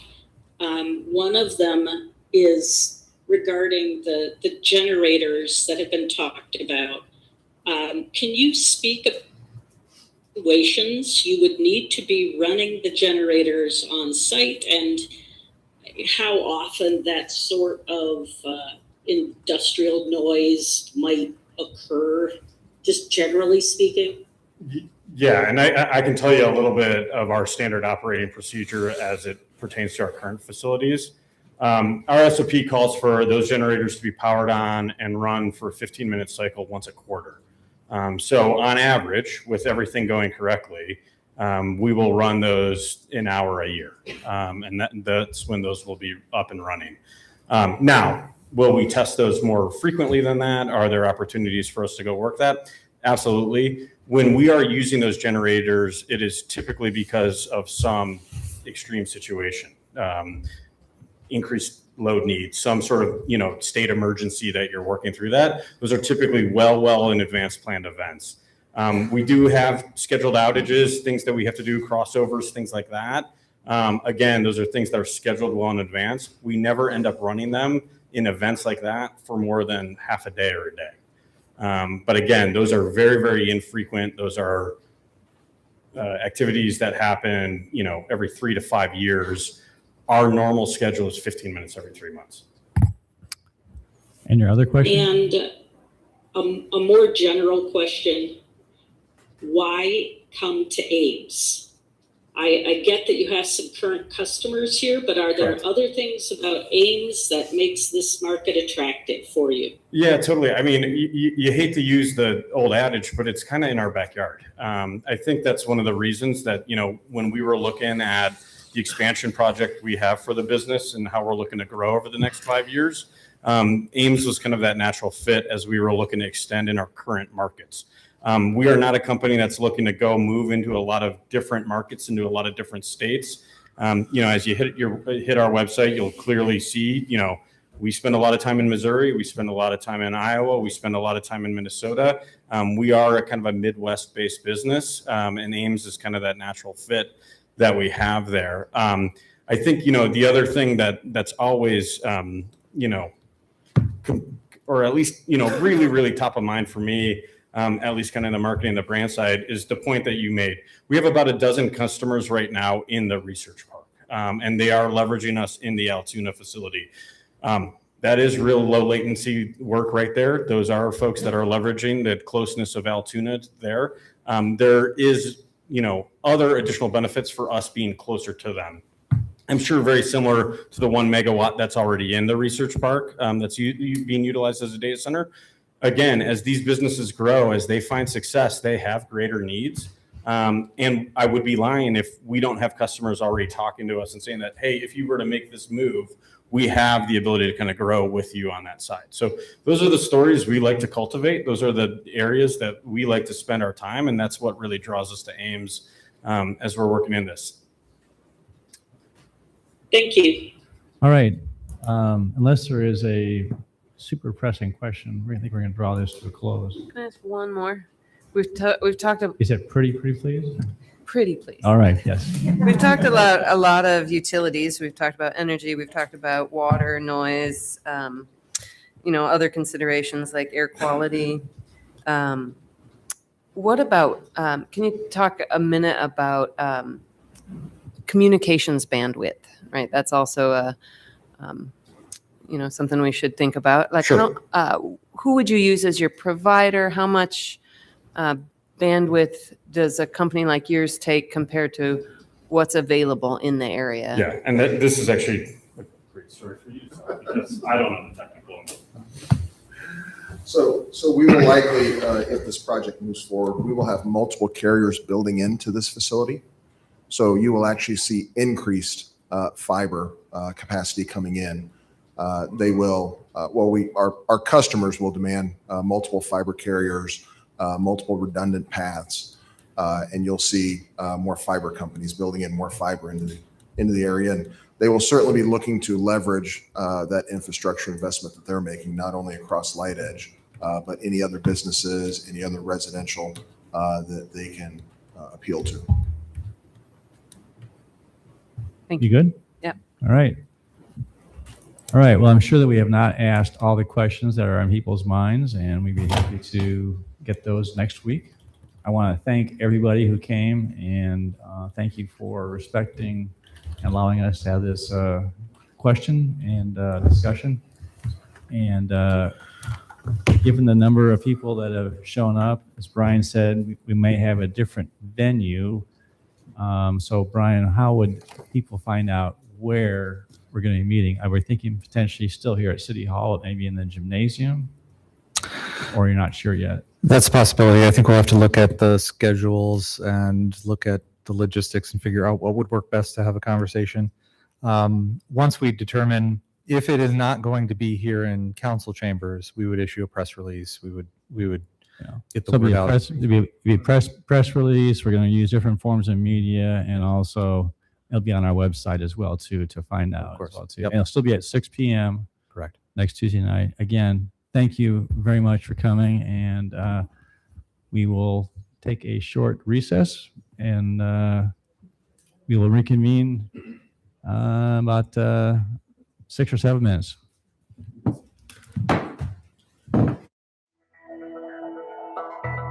Title card, Recess, Ames City Council.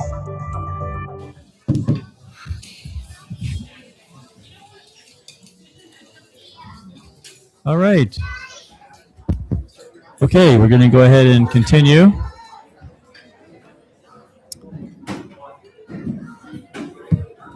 And I believe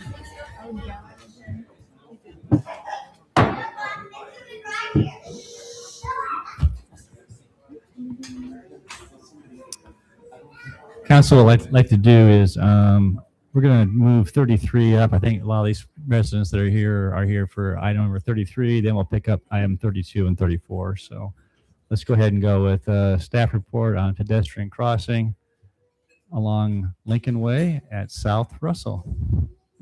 Public Works Director Justin Clausen, Traffic Engineering Manager Damien Pregetzer, and City Staff approach.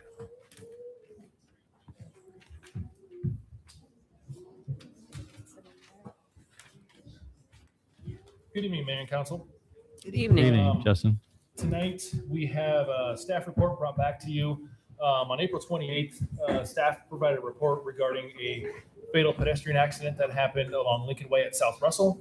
At the April 28th meeting, Council had asked us to bring this back to an agenda item to discuss options and also provide some input and information on side right stops within the corridor. So we've got that information in front of you tonight. And I have staff here to help answer any questions or looking for direction on which way you'd like to proceed forward. Thank you. Questions?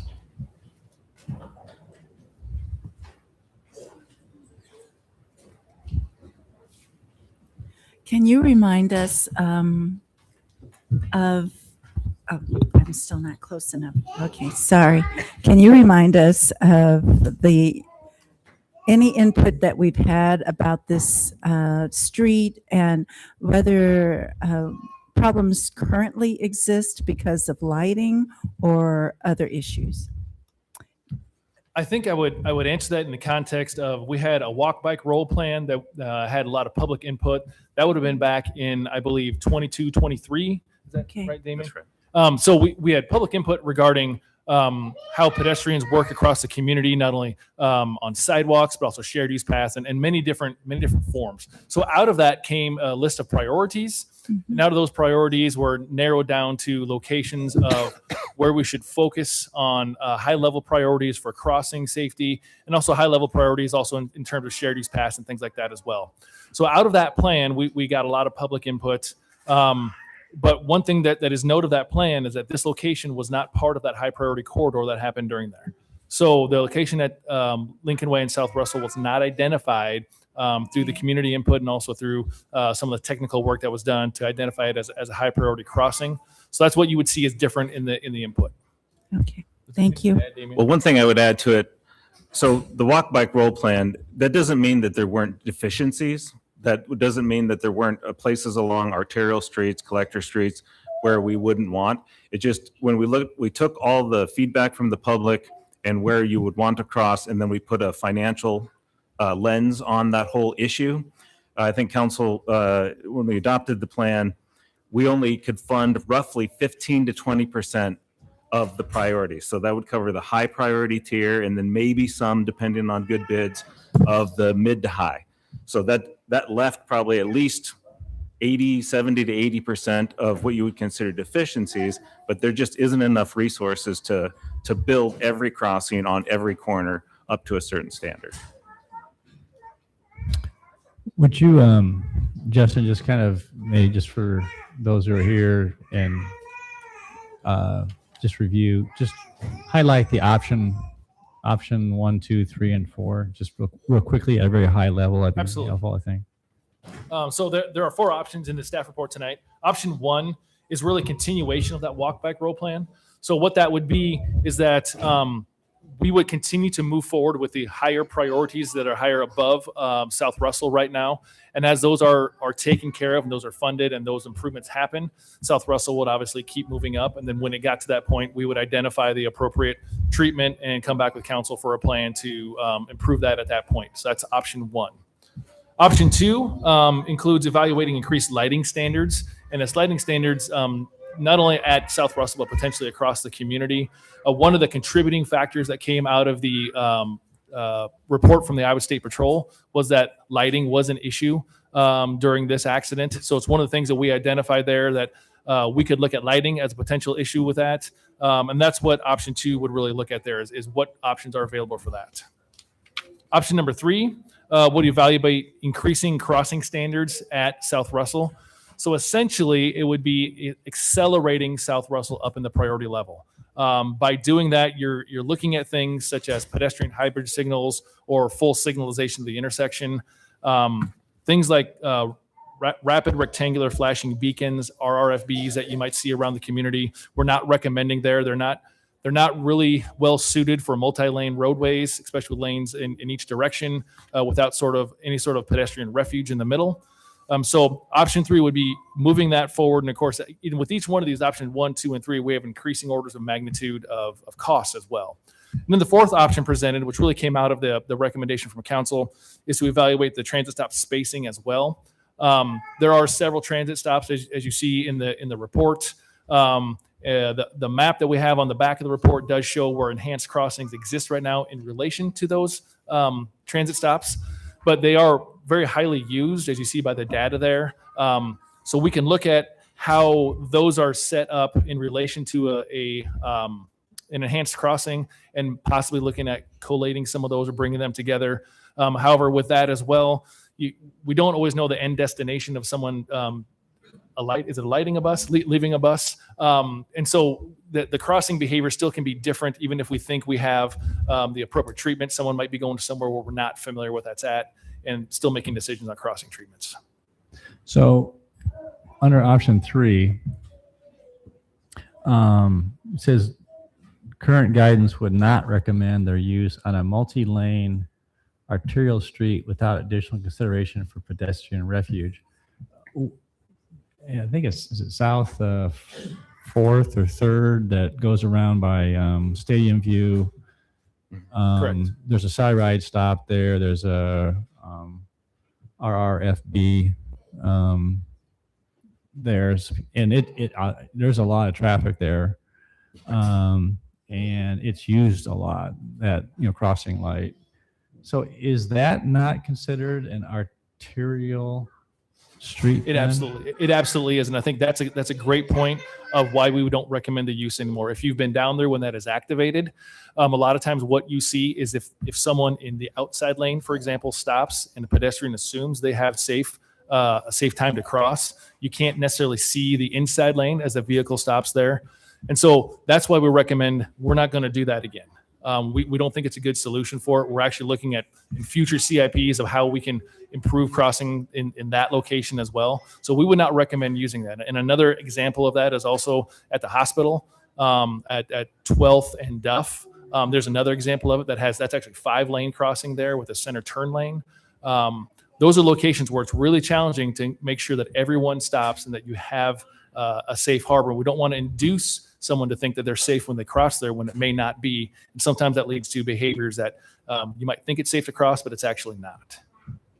And then, Barb, appreciate you coming. Can you just maybe comment on the impact, or I know that this is governed by Transit Board, not by Barb Neal, by putting the stamp down, but can you talk about what the impacts would be for changing or deleting some stops so that it encourages people to kind of use some of those crossing areas? And I have a follow-up question after that. Yeah, I mean, I think you all know when you ride the bus, you get on one side typically and You pull your mic just so close. and get off on the other side. So you have to look at both boardings and the lightings, right, to get a better picture of how the stop's being used. And I was kind of surprised by the data. I will say that Russell stop paired together is about 6,100 passengers are using it annually, and it's pretty spread throughout the corridor. So it's an active stop that continues to be used. And I think if we were to look at moving the stop to maybe a lighted intersection, some people might use the stop there. I think you kind of alluded to this a little bit, that other people may still cross wherever they're going on Lincoln Way. Most people aren't going to walk the wrong direction to where they want to go. So I don't know that changing the stop would necessarily affect the movement of the passengers in that area or pedestrians in that area. But I mean, certainly we are concerned about pedestrian safety as well. So Yeah. I'll just mention that when I'm driving on Lincoln Way by Fitch Family Indoor Aquatic Center, you got that bus stop right there. People that are going to the west aren't going back to the stoplight, going across, and then, which is a safe way to do it. But so, I mean, it's just anecdotally, I was just trying to think, is there an opportunity for trying to really encourage people to take advantage of a traffic signal, but that doesn't necessarily control human behavior. But anyway. I mean, yeah, when we position stops, we try to make them what we call far side stops. So far sides from the intersection, so that pedestrians do have to, or passengers exiting would have to use an intersection, not always controlled, but that's not always possible everywhere either. So we do have, it's not to say one is more safe. We just think people tend to walk backwards from the bus. I'm curious, this conversation, I think, might be helped if we could see a map, just to make sure people understand what we're talking about. I mean, we live and breathe this, but not everyone knows exactly, because there's a good map in the material. Thanks for that. While he's doing that, are there other questions the staff can be answering? Bronwyn, do you have a question? I have a question for Barb. Please go ahead. Barb, we have 7 side stop locations between University Boulevard and Grand Avenue. Is that a typical number of stops for that number of blocks on let's say a street that runs through a residential neighborhood? Or are we providing more stops there than we do elsewhere? No, I would say this is more typical. I mean, I think if you look at the data that I kind of provided, those stops are used pretty well. I mean, people are definitely utilizing those stops. I mean, we tend to put stops where people ask for stops. I mean, they've historically been there. To be honest, I think those stops have been there as long as I've been at SciRide. So A map of SeaRide bus stops. The only reason I ask is because there's a note in option 4 that says, now I lost it. It says that this might have an impact for accessibility or for changing riders' patterns, travel patterns. And it sounded like changing the riders' travel patterns was maybe a bad thing, but in fact, aren't we trying to change their travel patterns so that we discourage them from crossing where we don't have signalized intersections? yeah, It's the I don't- first sentence of the second paragraph, Gloria, you're talking about.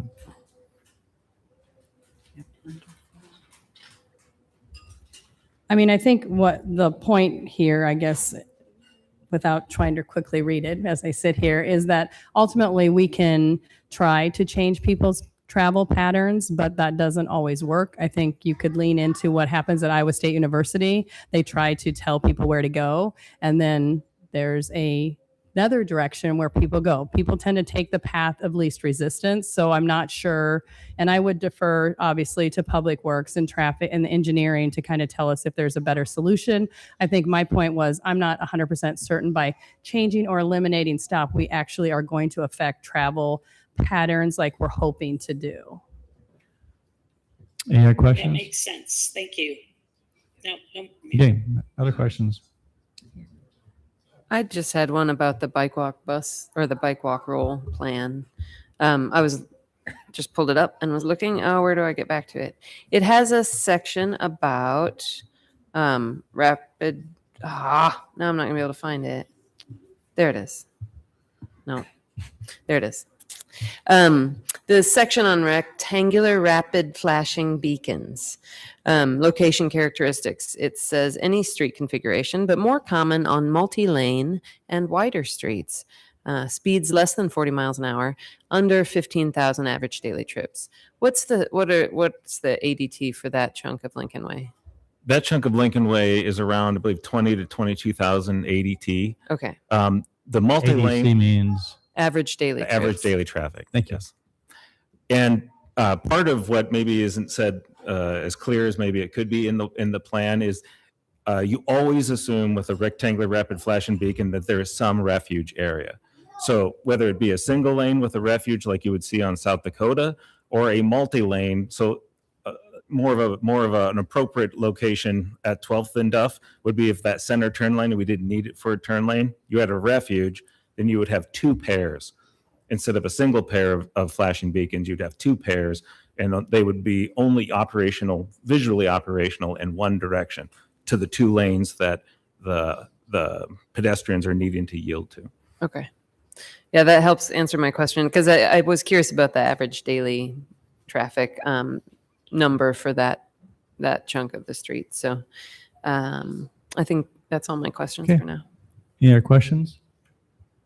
All right, we'll open up public input. I have 3 cards, and after I call these 3 names, then others can come up. Brooke or David, if you want, which one do you want to start? If you could limit your comments to approximately 3 minutes, that'd be appreciated. Dave Elliston approaches the podium. My name is Dave Elliston. I live on 1228 Lincoln Way, right at the house right next to where Margaret Olson passed away. So I'm here tonight representing my family. That includes 2 children. One of them is back there having a good time. Tried to get her to sleep. No luck. The intersection of Lincoln Way and South Russell, crossing that matter of life and death. In February, we lost Margaret Olson at this exact spot. We're asking to treat this intersection with the urgency a loss of human life demands. Just to remind people of the per walk bike roll, this crossing was listed as high stress and the lowest service level for pedestrians. So the highest level of stress, lowest service level, just so we know. We reviewed some of the options that were presented, and I understand it takes a lot of time to come through these. I think that right now a lot of them are just going to be delaying things for longer and longer. Continuing the walk back roll plan as it currently is no action, right? It's just accepting that what is there, and we're accepting that we're willing to deal with potentially another fatality. Better lighting is a minor maintenance task, not a safety strategy. Pedestrian hit at 40 miles in the day is just as dead as they are under a street lamp. Reevaluating crossing projects to put us in the walk back roll plan potentially, ultimately would love this, but I do understand that takes a lot of time. So our children that are here in the audience and my neighbors, we don't want to go through this for another season of utilizing this dangerous crossing. Moving the bus stops, I think that was already brought up, that doesn't really help us. It more punishes the public transit riders. I don't know if you've ever had the pleasure of trying to walk down Lincoln Way with a stroller and people are speeding like it's an interstate. It's scary. And so my family does not use Lincoln Way to get where we're going. We will cut 2 blocks back and over. What I'm hearing is, since it sounds like we can't have an RRFB because it is an arterial road, I think that basically the infrastructure there needs to change. So I know there are spots that they have done road diets, like on East Lincoln Way, to improve safety. I know that is also a long-term solution that takes time. Until it's possible, we do need some immediate low-cost tactical interventions. So potentially increased enforcement of speeding on this line. 2 years ago, I had a car drag race on Lincoln Way during an icy storm. It spun off the road, went through my neighbor's yard, hit the fire hydrant, and spun out about 2 feet from my deck. So if it didn't hit the fire hydrant, it probably would have ended up in my living room. So what we're asking for is increased police diligence here, potentially painting the crosswalk, and then I don't know if it's possible to do a radar feedback sign to help curb some of that speeding that happens in there. I know that's not necessarily the ultimate final solution to fix this, but and something that we feel as a community that can help us at least get towards that. So thank you so much for your time. David, I just want to compliment you. You addressed all of the options. You read the report. You realized some of the challenges. You stuck through almost 3 hours of a meeting with your kids. And I don't normally say it, but I just want to say I really appreciate your passion, your interest, and also coming with some kind of suggestions on what to do. Frequently, it's more or less, this all stinks, figure it out. But thank you for being an Ames resident. And thank you for living there. And I think that, I think council will take your suggestions, to heart, and appreciate it. Yeah, thank you. I have a degree in civil engineering, so I've taken some of those transportation engineering classes. Actually, when this happened, I busted out my old CE 352 notebook to get some ideas. Job? No, I'm working for my father-in-law right now as a dirt work contractor. Okay. So thanks. All right. So it's your turn to have kid duty, and why don't you let your wife come up here? So Brooke Elliston approaches the podium. Oh boy, had a good time. Well, Hi, yes. Brooke. Hello again. Hello. My name is Brooke Elliston, and that is Ruby Elliston. She has very strong opinions. I also live at 1228 Lincoln Way. And first, I want to thank the City Council, city staff, and engineers for listening and taking our concerns seriously. As we know, on February 20th, our neighbor Margaret was killed while attempting to cross Lincoln Way in front of our home. Behind me, you will find just a few of the many faces of Oak to Riverside neighborhood. I believe we had close to 17 kids here at one point. And I urge the council to take a long look at all of them, because we are all here tonight asking for one thing: action to prevent another fatality from happening again to one of us or one of our children here. I have some points I would urge you to consider.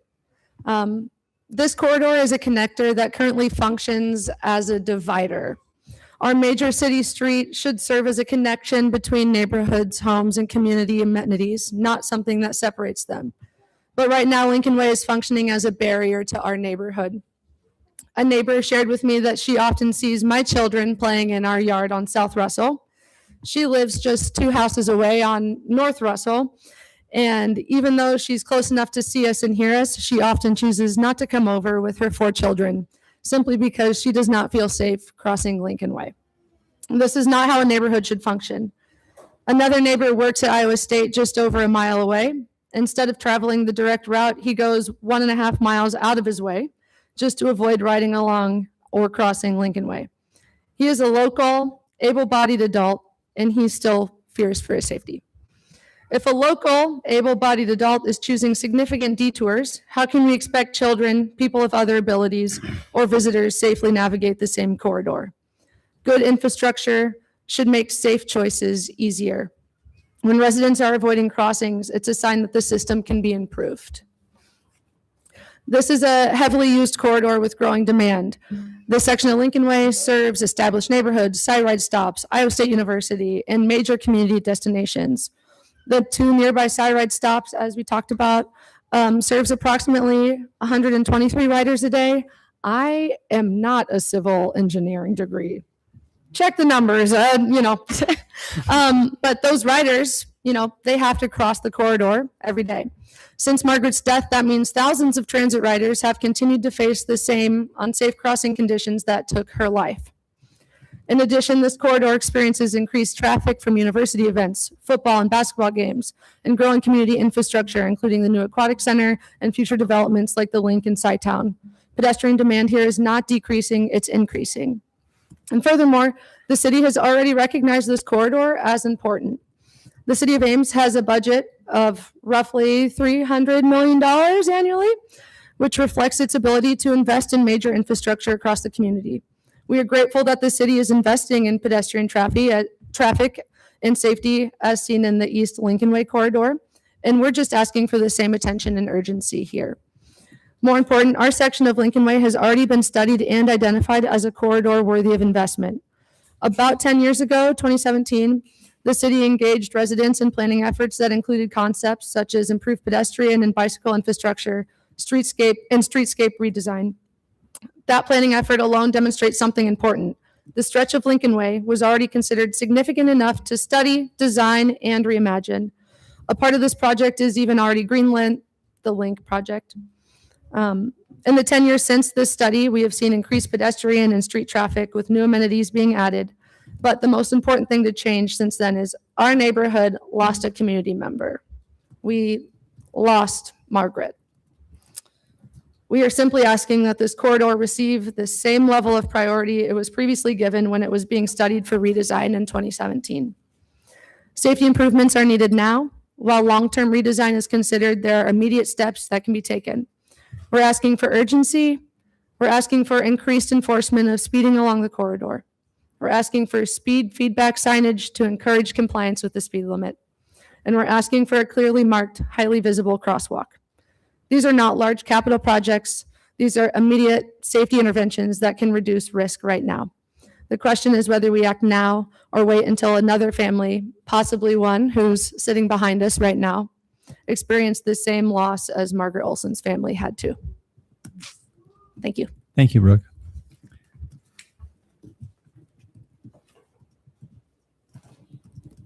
And Brooke Whitehouse. Brooke Whitehouse approaches the podium. Hi, my name is Brooke Whitehouse, and my neighbors did a great job speaking their mind, so I won't waste your time by saying them again. But I live at 1003 Lincoln Way with my husband and 2 children, and I just want to say that I believe that all the children in our neighborhood deserve to feel safe walking on their sidewalks. And I'm just again asking for immediate safety intervention, a greater police presence, a painted crosswalk or speed monitors, and maybe in the future, a widened sidewalks, a road diet, or other pedestrian safety measures. Thank you. Thank you. Does anybody else want to address council tonight under public input? Katie Chittister approaches the podium. You just introduce yourself and you get started. Thank you. I'm Katie Chittister. I live on North Russell Avenue, just off of Lincoln Way. And I was one of the first on the scene to the fatal accident that took Margaret's life. My husband, James, went running after we heard a loud crash, and I followed closely behind with my phone, calling 911, not really knowing what we were stepping into. As I made my way to Lincoln Way, I saw Margaret lying on the street, not moving. I looked to my husband and the young college-age girl who was screaming, "She's dead, she's dead. I saw the whole thing, she's dead." I ran to her and embraced her, trying my best to calm her down. James called to me and said she's still breathing, so we held on to hope. We hoped for the best and prayed she would pull through. Margaret Olson, as we know, did not pull through. She died because she was trying to cross the street, as many of our neighborhood does every day. So whether it's a mom pushing a stroller, children on scooters, college students waiting for the bus to get to class, Iowa State athletic fans walking to enjoy the game, or dads commuting to work on bike, we should all feel like we have a safe way to travel or cross Lincoln Way. And right now, we do not feel like we have that safety.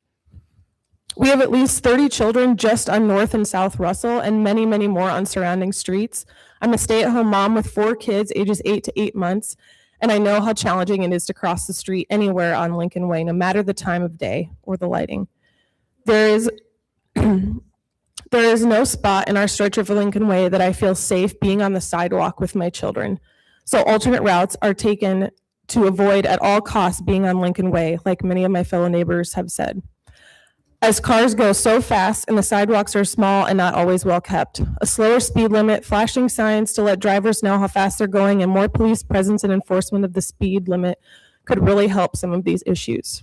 Almost every time I turn west onto Lincoln Way, I get a flash of that night, and the image of Margaret is truly burned into my brain, a moment that I won't forget. And to have her death just brushed over is not acceptable and will not be accepted by our community. My final thought and question for the City of Ames in the most respectful way is how many people have to die or get hurt crossing the street for us to take immediate action and make a change? Thank you. Thank you.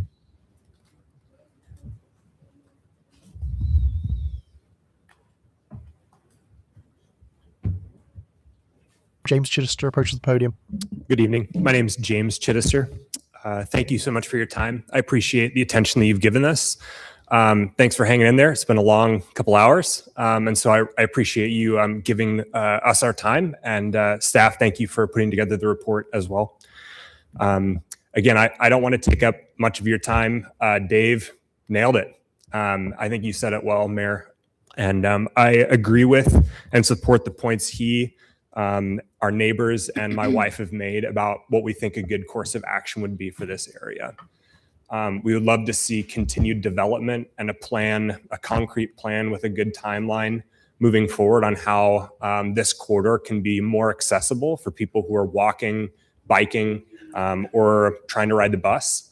In addition to that, we would also like to see more immediate action, as has been lined out through speed monitoring signs, increased enforcement, and other measures that are seen fit now and soon, so that we can avoid or take preventative steps to prevent another accident. Thank you again, and have a nice evening. Thank you. Others?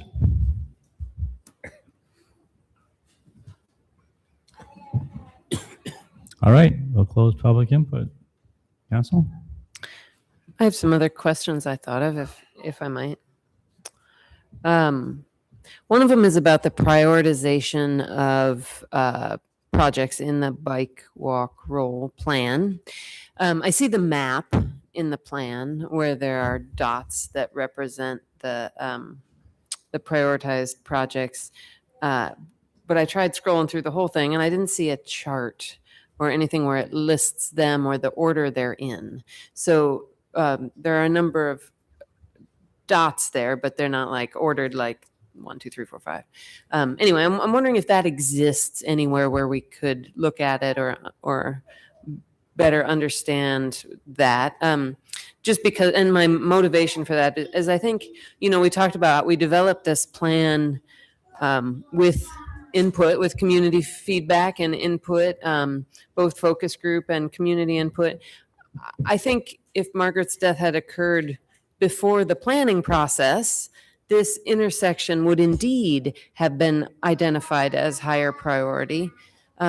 So by the community for sure, right? So anyway, that's kind of why I'm asking, is where can we see a list of those? And because if we are interested in inserting this intersection into that list somewhere, I just would like to know how we would rank the other intersections that are already on that list. Yeah, that's my question. So as part of the plan, so there's the plan document, just like with the long range plan, there's the main document, and then there's always like an appendice that provides more technical data. But when you include that in the plan, it's just a lot of information. So we would have a list as a separate document. Okay. But it wouldn't give like individual rankings. It would still keep them in groups. So it would just tell you whether it's high, medium, high, and so forth. And is that available already on the web, or is that something you maybe could We can always add it to the web. I believe the only thing on the website is the main plan document. Okay. Yeah, I guess I'm interested, I guess, in learning more about that process because, like I said, I think if input had been, if the years had been different here, we would have seen that intersection as high priority from the community. So that was my question. I'll see if council has others. Other questions? Damon, I'd like to start high level and then get specific. So every year or every couple of years, we have a tragic fatality. We had one last summer about this time up on Bloomington. And so those are opportunities for us to take a step back and evaluate the safety of our pedestrian infrastructure.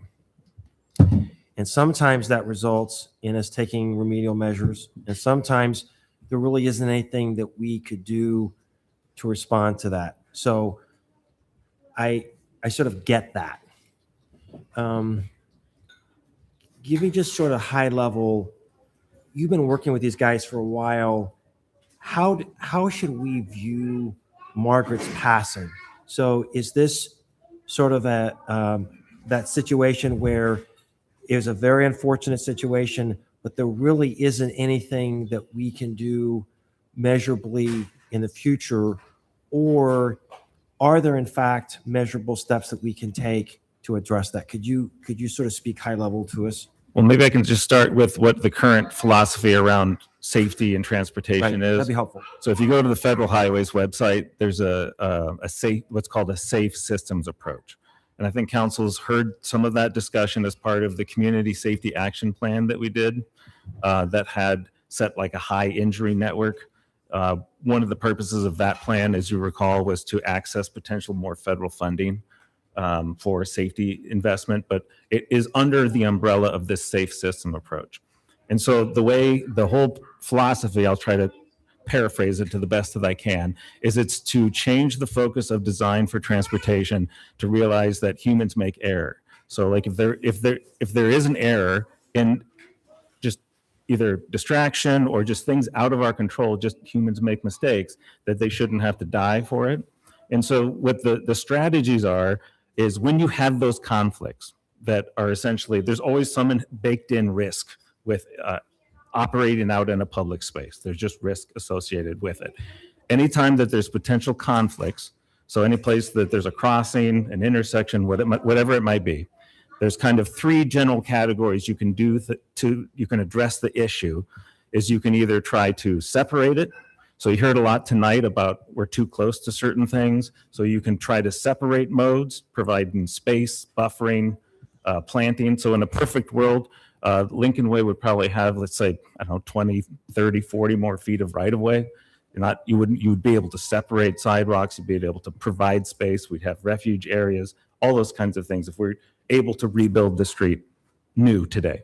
Then the second thing that you would do is if you can't separate things, you try to protect them. So this is where I think some of the concept is harder to understand as far as protecting things, because the simplest thing would be like if there was a pole, a utility pole, you would put a barrier on there so that a car couldn't hit it. With a pedestrian crossing, it would be, sometimes you see that the most extreme is the grade separation, where you would have a bridge or some other kind of path where you're avoiding the street entirely. Or other places you would have refuge areas would be kind of considered a protection. You might have restricted car movement. So you see sometimes where you would have a partial diverter where people wouldn't be able to turn down a particular direction because that movement of the vehicle in the pedestrian crossing, you need to remove the conflict. So you would have a barrier. And then the third option is you remove it. And that is the one, so you would remove the demand for that movement. We don't typically do that. I know we've been talking tonight about where our transit stops, where our improved crossing. We've always tried to improve and add access. We've never taken away crossings, or we haven't gone to the extent of removing the conflict by removing the demand for it. So those are kind of the three categories of like the strategies that we try to do. So I would say by and large, our focus is to try to improve crossings, improve them at a rate that we can afford to do. So when you look at the walk bike roll plan, the investment level that you're seeing along all arterial, like community wide, is having this same kind of issue at all the different crossings. I think we had mentioned this when we first presented this issue, was at least half of the crossings that are monetized, that are in the constrained plan as far as like what we feel we have the funding for, are at least half related to Cyrite crossing. So it's improving this exact issue, just not at this location. And it is really just a matter of resources. Okay, so that's helpful. It's just one council member. I want to fix this for these people. And I don't know how to fix this. But I understand we have to balance this. We have budgetary constraints. But I want to fix this for these people. And I'm willing to spend some money on that. And maybe we'd be willing to make some modest changes.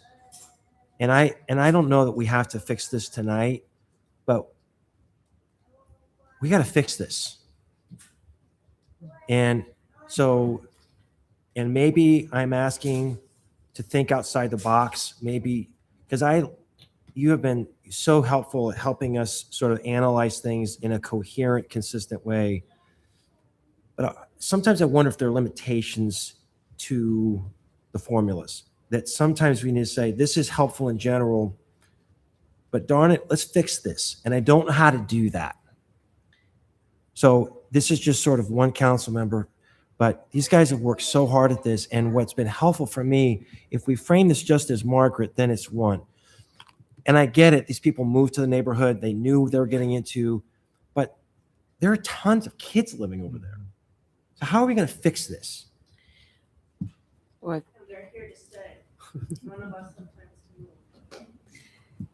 And I think, I mean, there's, just the options that we've been presented with would be, the ones listed in the staff report, but also we could add this intersection to the list of, we could artificially move it. Not artificially, but I move it onto the list of high priority intersections.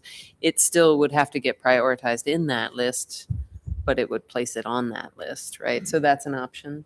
And in the meantime, I got some suggestions from the residents about some temporary things we could do to potentially address the speeding issue, which I think exists whether or not we enhance the crossing, right? The speeding issue is still a problem where someone might spin out and go up into a lawn or whatever like that. We heard that happens, right? So the speed feedback sign was one suggestion we heard, and then increased enforcement was another suggestion. To me, those are easy. Pretty easy, not super costly, things we could do right away. And then placing that intersection on the list of priority crossings would be a longer term thing, right? Because we have a number of those and we do still have to prioritize them within that list that is in the appendix. But those are kind of the things that I think that, that we could do sort of immediately. Yeah. Follow-up question on the speed signs. Do we have a temporary one of those, or are those permanent installations that would also require capital? The police have a speed trailer that they put out, and I think they use it all over town, that could be put out at any time to help with the effectiveness of providing a dynamic feedback sign. Okay. But like the ones that we have around the community are a capital cost. What is the typical cost of those? Well, a dynamic feedback sign is somewhere around $10,000. And they're usually most effective on single lane approaches. They're not really how do I put this? It's not a very detailed radar. So along Lincoln Way, we could certainly do it. It's relatively low cost, but it won't, with multi-lanes of traffic, it won't necessarily have the same effect that you might see on the, let's say the Ontario, by Ontario and Garfield. Mm-hmm. That one has much more effect because it's a single lane of traffic. We have one on Duff though. Yeah. No, it's not doable. It just, as far as like telling feedback to those who are speeding. Sure. Yes. Yeah. That's fair. So Damien, what do you think? I tend to agree with I agree with Bronwyn that it seems like we've got a range of maybe intermediate things that we could do before we get to whatever the walk, bike, roll plan prioritization is. You know, putting up the feedback sign and maybe painting the crosswalk, or possibly installing some more lighting.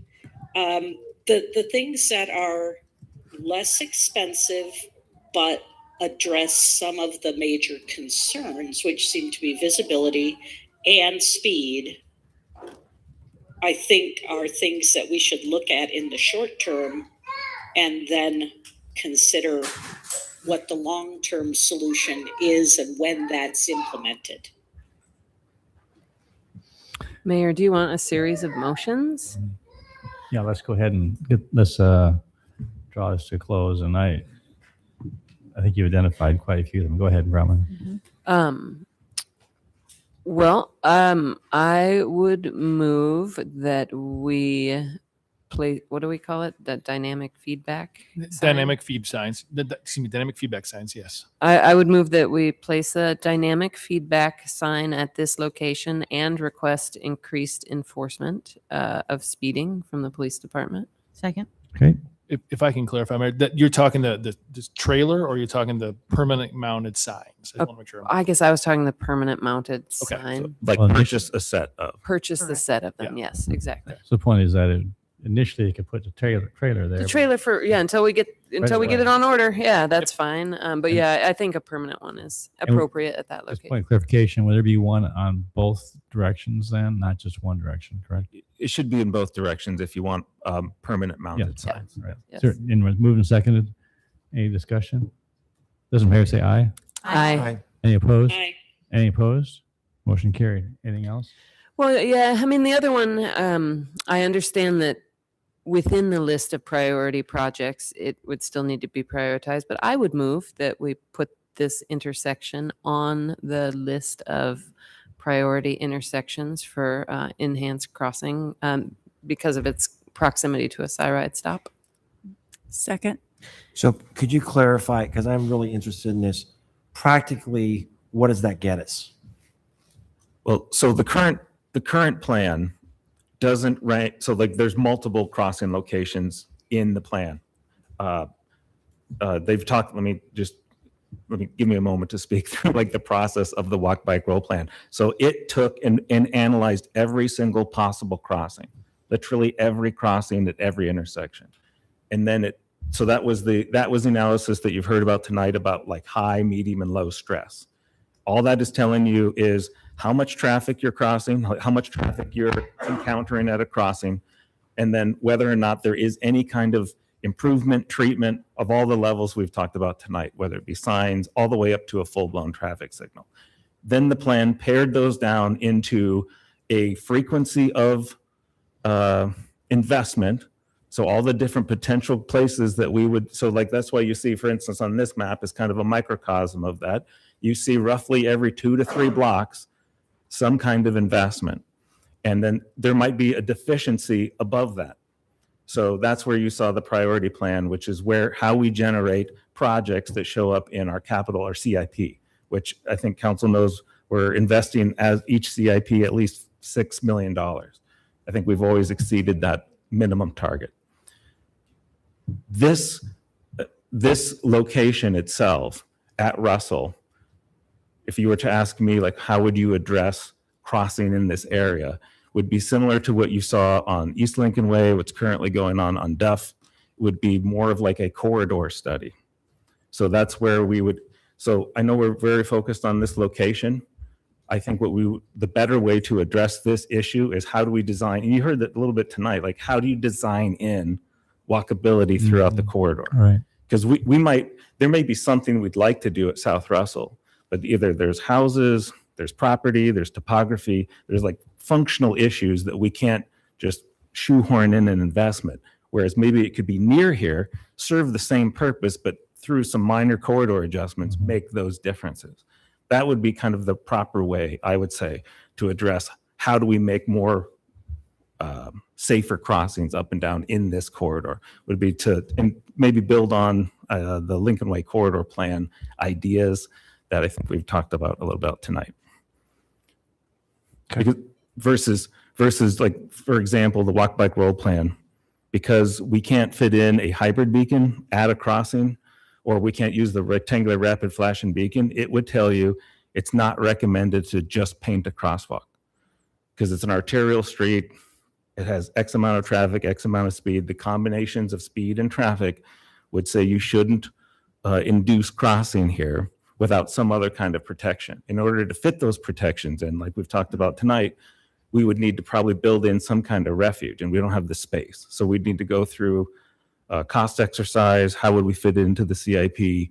To like, I'm just giving an example, like if we were to build a refuge area and put in a rectangular rapid flashing beacon, because that was the solution that we felt best fit this context, it would take more than just throwing it into a current operating budget. It would take some time and some design to figure out the best solution. So You know, when you think, go ahead. I say, is you think about, we talk about wanting to support affordable housing. This is an affordable housing neighborhood. And I'm really grieved to think about the fact that there is this throughway that goes through it. Now, you're right. When they purchased the property, they knew it was there. This is a real wild hair, and my city manager is probably going to kill me. But the point is, we just approved a traffic study from Duff to Grand. Is that correct? On Duff to Grand, On yes. Lincoln Way? Correct. Well, we will. We will. We will. We will. It's We coming will up consider here. it. We're going to hire a consultant. Is it feasible to expand that to go to university and pick that up that whole way and look at that? What you're talking about? I would agree with you. Looking at the Google Maps, and those sidewalks are almost right next to, you know, Lincoln Way. And either do you widen and make it a multimodal path on both sides? I know it's very strange because you're going to come onto someone's property, you know, to make it wider so it seems safer, or you're going to have to do something to try and narrow it. So I'm just trying to think, that's not a short-term solution, but maybe I bite this off in, you know, multiple chunks essentially. I'm just asking the question, and it's more money, but the point is, it seems opportune to try and get the whole thing done at one time. I think that project being with some federal funding in it through the MPO would be a bit of a challenge from a procurement standpoint. Got it. However, That's right. However, That's right. It's MPO. I'm sorry. We could identify what that is and bring it back to council. But an additional option that we could talk about here is when we talk about CIP planning. I know we're not there right now, but it could be a council direction going into that to say that you really want to prioritize that, and we could find where this fits in the CIP planning. The challenge with that is obviously we've got 5 years built out, and so if council really has a preference to move it into a certain date, time, place, we have to look at all those things and the impacts of it. That is something that does exist there that we could certainly look at.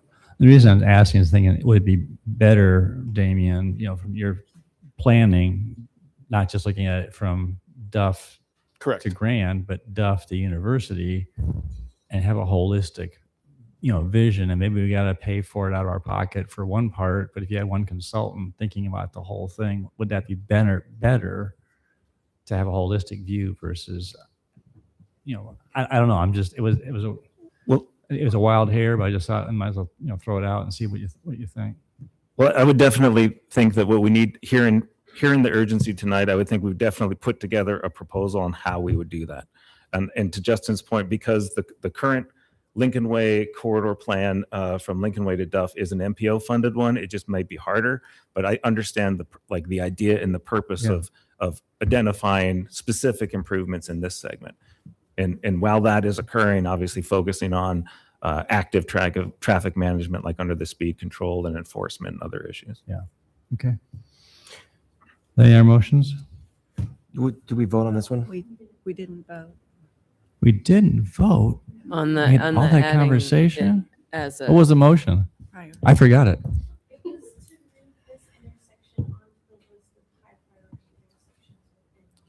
You're right. That was a motion. Okay, and it was moved second. All right. Those in favor of the motion say aye. Aye. Any opposed? Motion carried. I guess it's getting a little late. I'm just.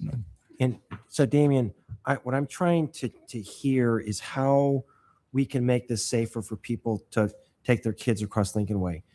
Tell me again why we can't use, and I keep forgetting the name of this rapid rectangular flashing beacon. So this is the kind of thing we have over by McFarland. Mhm. So tell me again why we couldn't use that, because that would be a game changer. If a mom taking her kids wants to cross Lincoln Way, and she could press that button and feel safe crossing, why can't we do that? Well, the short answer is we can do it.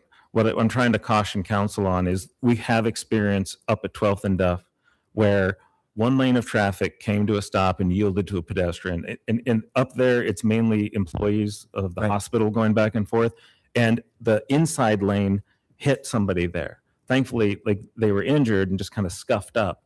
But you have what you call a dual threat with multiple lanes, and you have no way to break up the multiple lanes. You have to make the crossing movement in one crossing. So that's why I talked earlier about having a refuge area. Is it legal for us to put in a rectangular rapid flashing beacon crossing at Russell? We can do it, but I feel that we have experience that it will give you a false sense that all 4 lanes will come to a stop for you. It's a false sense of security. That's my biggest concern, is that It's it will the same appear- problem on South 4th, is that I'll stop for someone and someone just on the other side, they just zip right by, or someone coming the other direction. So I would support you. That Well, does happen. It happens down at Mary Greeley all the time with that one. And just to clarify, the reason, sorry, I know it's late, but the reason why it happens is the person doesn't have enough time in the allotted signal. Is that the reason why? No, what happens is, so you have to have it outside the roadway. So for example, if you have any, even kind of mildly high profile vehicle who stops in the curb lane, the inside lane can't even see the flasher. When you say inside lane, you mean the one that's closest to the center? The one that's in the road? middle of the road, Yeah. yes. Yeah. So you would have to probably build some kind of like, almost like a truss structure over the road, which gets back into my comment about hybrid. like right of way and impacts to houses and things like that, in taking the time to program that design and so forth, versus just simply placing rectangular rapid flashing beacons. That's not a terribly hard thing to do, but the road challenge is why it becomes not a recommended practice. All right. So do you need any kind of direction in terms of the traffic study from council in terms of at least looking at that? I mean, not doing it, but just looking at it. Why don't we develop a plan and bring it to you? Okay. And we can either bring it into either a memo or bring it back to you on agenda, and to see if that's something that you agree with, and we can maybe get some ideas on cost. Then you can give us direction if you'd like to proceed with that. Do you want a motion to do that? Or are you just fine? Just you're going to put the plan together? We can develop that. Do you have any idea? I mean, would it take what's an estimated time? A month and a half for the plan to put together in your work schedule? I believe it would be very much on the order of the Lincoln Way, the current Lincoln Way plan. I think we could use that almost as an analogous number to what a plan. I'm saying to come back to Give an council. answer back to council. For information, for memo. I would think sometime in July. I don't know if the next meeting in 3 weeks, possibly by the 14th. Okay, so but in July. Before the end of July. Yes. Sure. So everyone in the audience knows we're looking. Okay. And so one other option we haven't talked about is, and this is something that Dave had mentioned, was improving the lighting.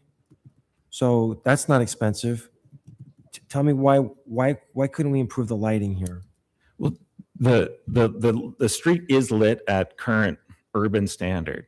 What that is really talking about is developing a higher standard than what is currently, quote, acceptable for an urban street. So it would be working with the electric department. A little bit what we've talked about tonight is like, do we have infrastructure, fixtures, and all sorts of, it would be evaluating adding lighting along, not just this corridor, but essentially any arterial street. Like it wouldn't be the entire town, it would just be arterial street crossings. Do they need to be built to a higher lighting standard? And what would the cost of doing that be? And do you have a sense, is there a benefit, a cost benefit in terms of safety by adding, and let's just say for a second, we don't care about the cost. I don't care about the the dark sky thing. I want to keep those people safe. So if there was a delta where we could increase the lighting and improve safety, is there something there? Do they have something there if we increase the lighting? I'm sorry, I'm just gonna jump in. I live right on North Russell, right by the Intiate. My light that's across the street from me has been out, so no light whatsoever for several years now. So you can start by replacing that light bulb or whatever it is, right? Okay, I made an exception to go ahead and let you share. Okay, that's okay. There's a really cool app called Ames on the Go that you could, we'll make a note of that. But the point is, if you have street lights that are out, you can go ahead and say, my street light is out. And my guess is the next day they'll be out there replacing the bulb, but they just can't, so they don't notice that. But anyway, but thank you for bringing that up. Don will take care of it, Don. Oh, it's already taken care of. Don's got, he's going to fix it after, he's going to go out there and do it after this meeting. That's Johnny on the spot. So anyway. But to my point, if we increase the lighting, do we get a corresponding increase in safety?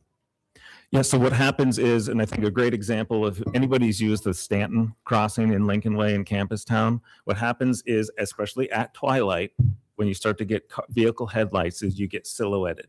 So people crossing, and you have still ambient light, that what you're trying to do is bring up the lighting around that crossing location so that it's less likely for them to be silhouetted. So that's what we would evaluate, is like what light, and I can't tell you, it's not necessarily my area of expertise, but like what level of lighting really minimizes that silhouetting of headlights in those dawn and dusk hours. So I'm going to make a motion that we ask staff to assess whether there are some improvements that we can make in the lighting along this corridor to improve safety. Okay. Second. I'll second. All right. Those in favor of the motion, say aye. Aye. Any opposed? Aye. All right. Thanks, Damien. All right. Thank you, gentlemen. Well, thank you everybody for coming and staying late, and we'll look forward to seeing some improvements made hopefully soon from the standpoint of enforcement. Okay. Move on to item number 32, renewal of Ames Regional Economic Alliance contract. Is there any questions or discussion regarding the details of the contract? Mayor, I think I noted that we needed to make a slight change in wording on this when we were talking about it. All right. Section 5, the representation on the board of directors. Currently, in the parenthetical in that, it says that 2 city council members appointed by the mayor and the city manager. That sounds like the city manager is involved in the appointment process rather than the city manager is the third member of the board. And so I would recommend that we make a change so that the parenthetical in section 5 read the city manager and 2 city council members appointed by the mayor. Okay. All right, moved and seconded. Those in favor of the motion, say aye. Aye. Any opposed? Carried. Good job, Gloria. Any other questions on? Just a comment from me. So last year was when I wanted us to have a more in-depth discussion on this contract before approving it for this cycle. I don't think tonight is the night to do it. So after, moving to approve as amended with Gloria's amendment, I'll make a motion that we discuss this contract on a council workshop in the future. But I think it's late. I don't want to get into all my questions. I know Gloria and the mayor have some as well, and I'm sure everyone else does as well. And we could really discuss what's working with the contract, if anything we want to change with our direction of economic development policy. But I don't want to hold this up tonight. And I think it would be best to move forward with this contract for the upcoming fiscal year. Make a motion. I would move to approve the contract for fiscal year 2026-2027. As amended? Correct. Okay, is there a second? Second. Second. All right, moved by John, second by B.D. Hansen. All right, roll call. Aye. Aye. Aye. Aye. Aye. Aye. All right, move on to item 34, a Do resolution. you of want me work- to make a motion on? Oh, that? I'm sorry, Rachel. I'm sorry. You said that, and I'm. We'll do it next year. No. No. Please go ahead. I would move that we place a discussion of the Ames Regional Economic Alliance contract on a future city council workshop agenda. Second. All right, moving second, and those in favor of the motion, please say aye. Aye. Aye. Any opposed? Sorry, Rachel, you did say that, and I just. Good. All right. All right, now we'll move on to item number 34, a resolution awarding a contract to CB Solar Incorporated, Des Moines, Iowa, to install solar panels on the Fitch Family Indoor Aquatic Center and Stephen L. Shanker Plaza building in the amount of $463,760. Don, you're back. Director of Electric Services, Donald Com. I thought you were Director of gonna Parks and take care of that Recreation, Keith Lightedge. Abraham approach. A lot of information in the CAF. Would just say that costs came in, the proposals came in very favorable. We have enough money to do it. Recommendation is to go with CB Solar, alternative number one, and we would answer any questions if anybody has any. Any questions?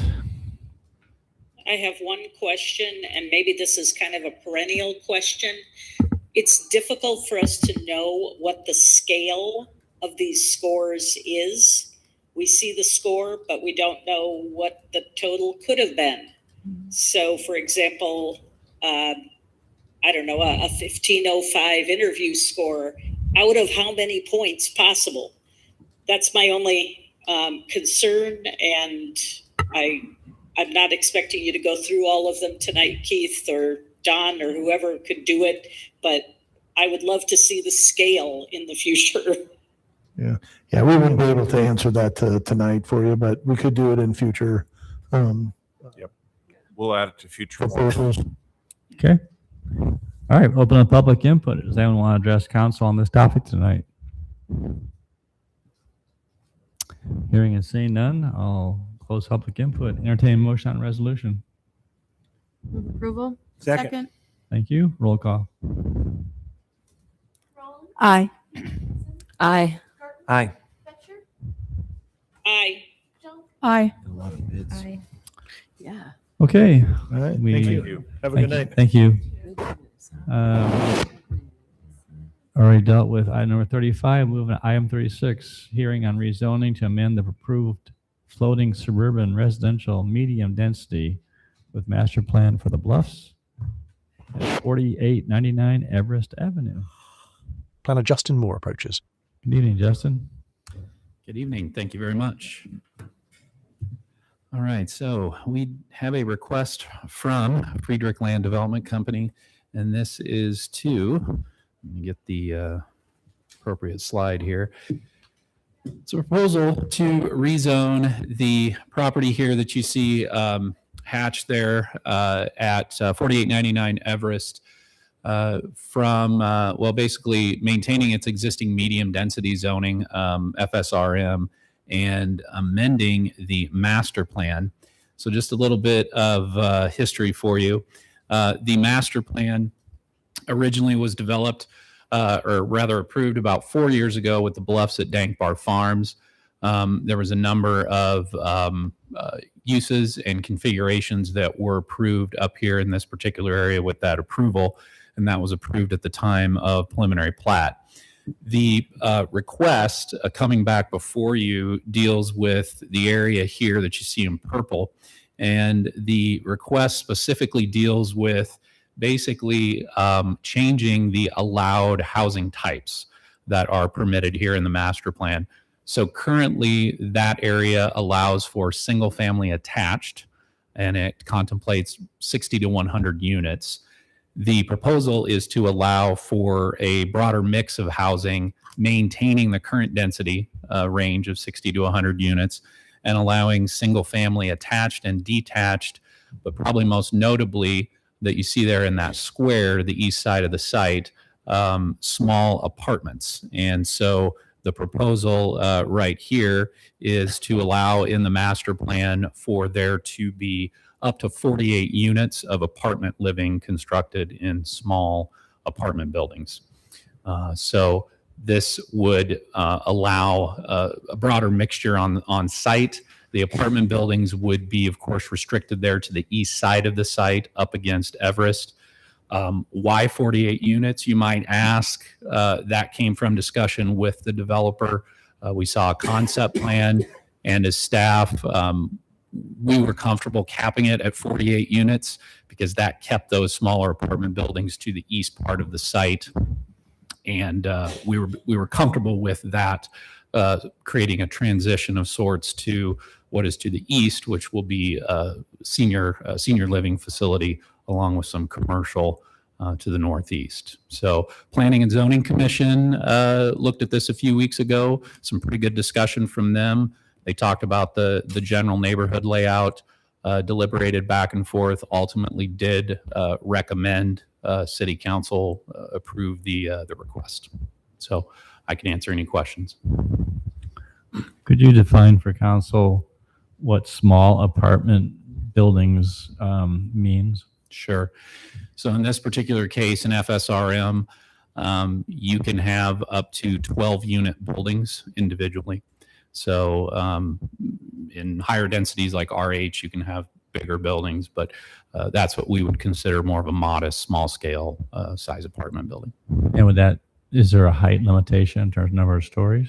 I believe the height limitation in FSRM, you cannot go any higher than, I'm thinking 3 stories off the top of my head. And do you know what they're planning? Are they planning 2 or you don't know? I think they're planning for 2 stories in this particular case. So I'm curious about the planning and zoning meeting.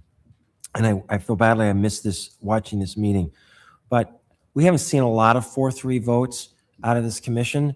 So what was the strongest argument against this that you heard from P&Z, just to give us a flavor of that?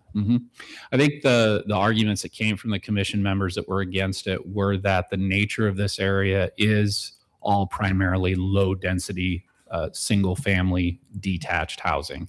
And while this particular area had a single family attached concept, they just felt that the general growth of the neighborhood to the south along Everest and the projected growth to the north and west, they felt that that should stay more single family and lower density in nature.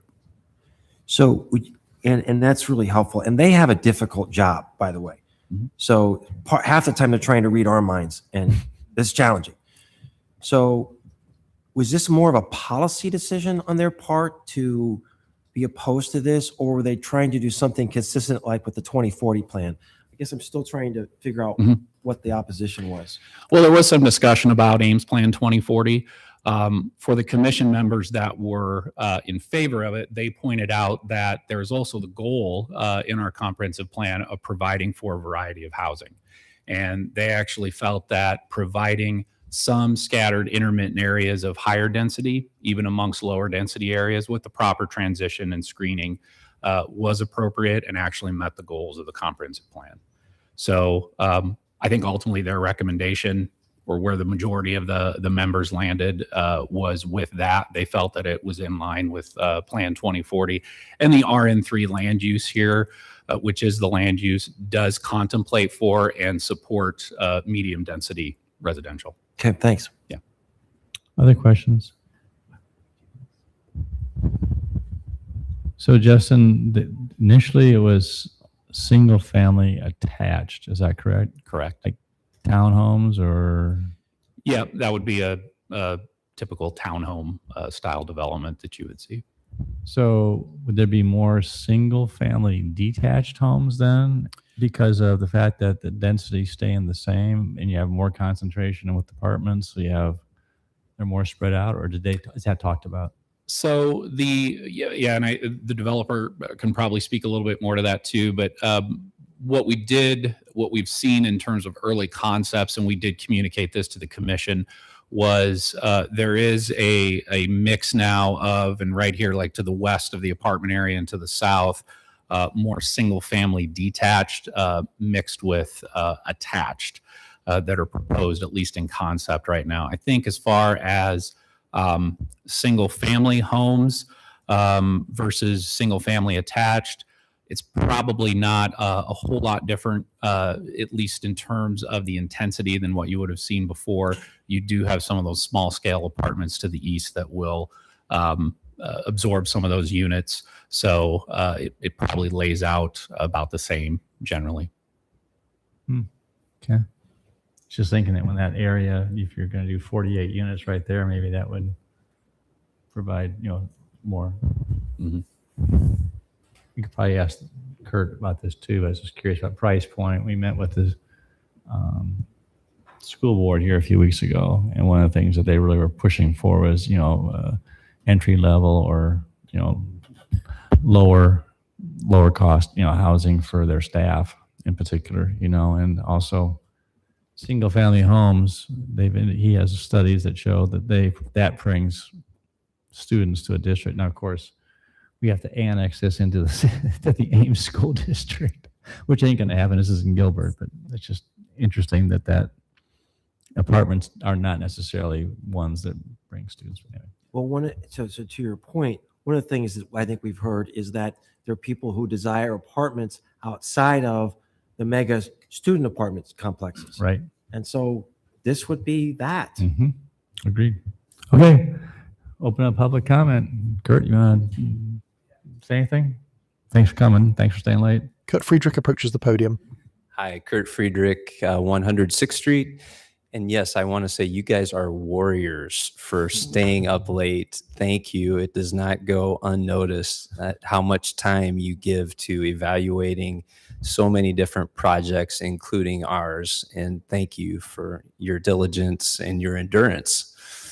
So tonight I am here to advocate for option one that I think has been recommended by the city manager. This is to provide more variety of housing within our subdivision. So to date, there at the Bluffs has seen just amazing absorption. It's been one of the fastest moving subdivisions that we've been a part of. All of what we've built thus far, and you can see in the master plan, is all single family detached housing. And that's primarily Cartier, Polo, and Erickson. And then up at the very north end of the subdivision is the Damani North addition to the Bluffs. Similar to Damani South, it's got its own special architecture and style, and that is selling nicely. But those are also single family detached homes, as you know. And then just about 10 days ago, thanks to your approvals, we were able to sell 14 acres to Dover Communities.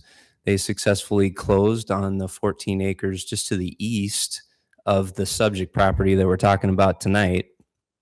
And they'll be building a beautiful 100 unit senior housing community starting here this year. So that will be another nice element to the subdivision. And that's what we're seeing happening here. We're not looking at a different kind of zoning. We're looking at the same approximate density, but we're looking at different housing types. And I think that the sign of a really strong neighborhood is one that has a variety of types of housing and prices. And this will allow us to do more of that. So we're trying to be sensitive to views and what we're building adjacent to. But along the western edge of this medium density piece, we're looking at approximately 23 townhomes, attached townhomes. There would be 11 twin homes, and then a standalone unit. And, or excuse me, it's a little less than that.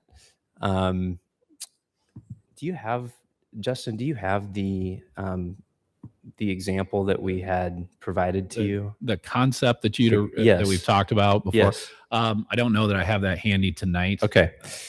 So we will have a mixture of twin homes and single family homes.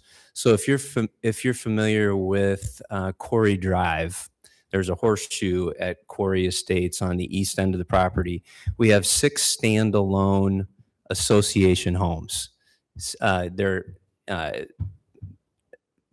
single-family detached homes that will be custom built for the customer. And then we'll have a set of twin homes of nice, and they'll be single story on the twin homes largely. So I think it will blend in nicely with the single family that is to the west. And then on the east side of the site, we're looking at 12-plex designs for the multifamily buildings. They probably will be built as condominium buildings so that we could have the flexibility to potentially sell those individual units. Similar to what we have done at Somerset. We've built, and these units are similar in architecture to some of those buildings that we built at Somerset. The buildings that are shown on the plan, that at least the concept that we've developed, are very much like the Greyhawk 12-plex buildings just to the east. I think it's a nice example of a good variety of housing, and I hope that you'll support it. Thank you, Kurt. Any questions? Don't think so. Okay. Thank you very much. Anybody else want to offer input?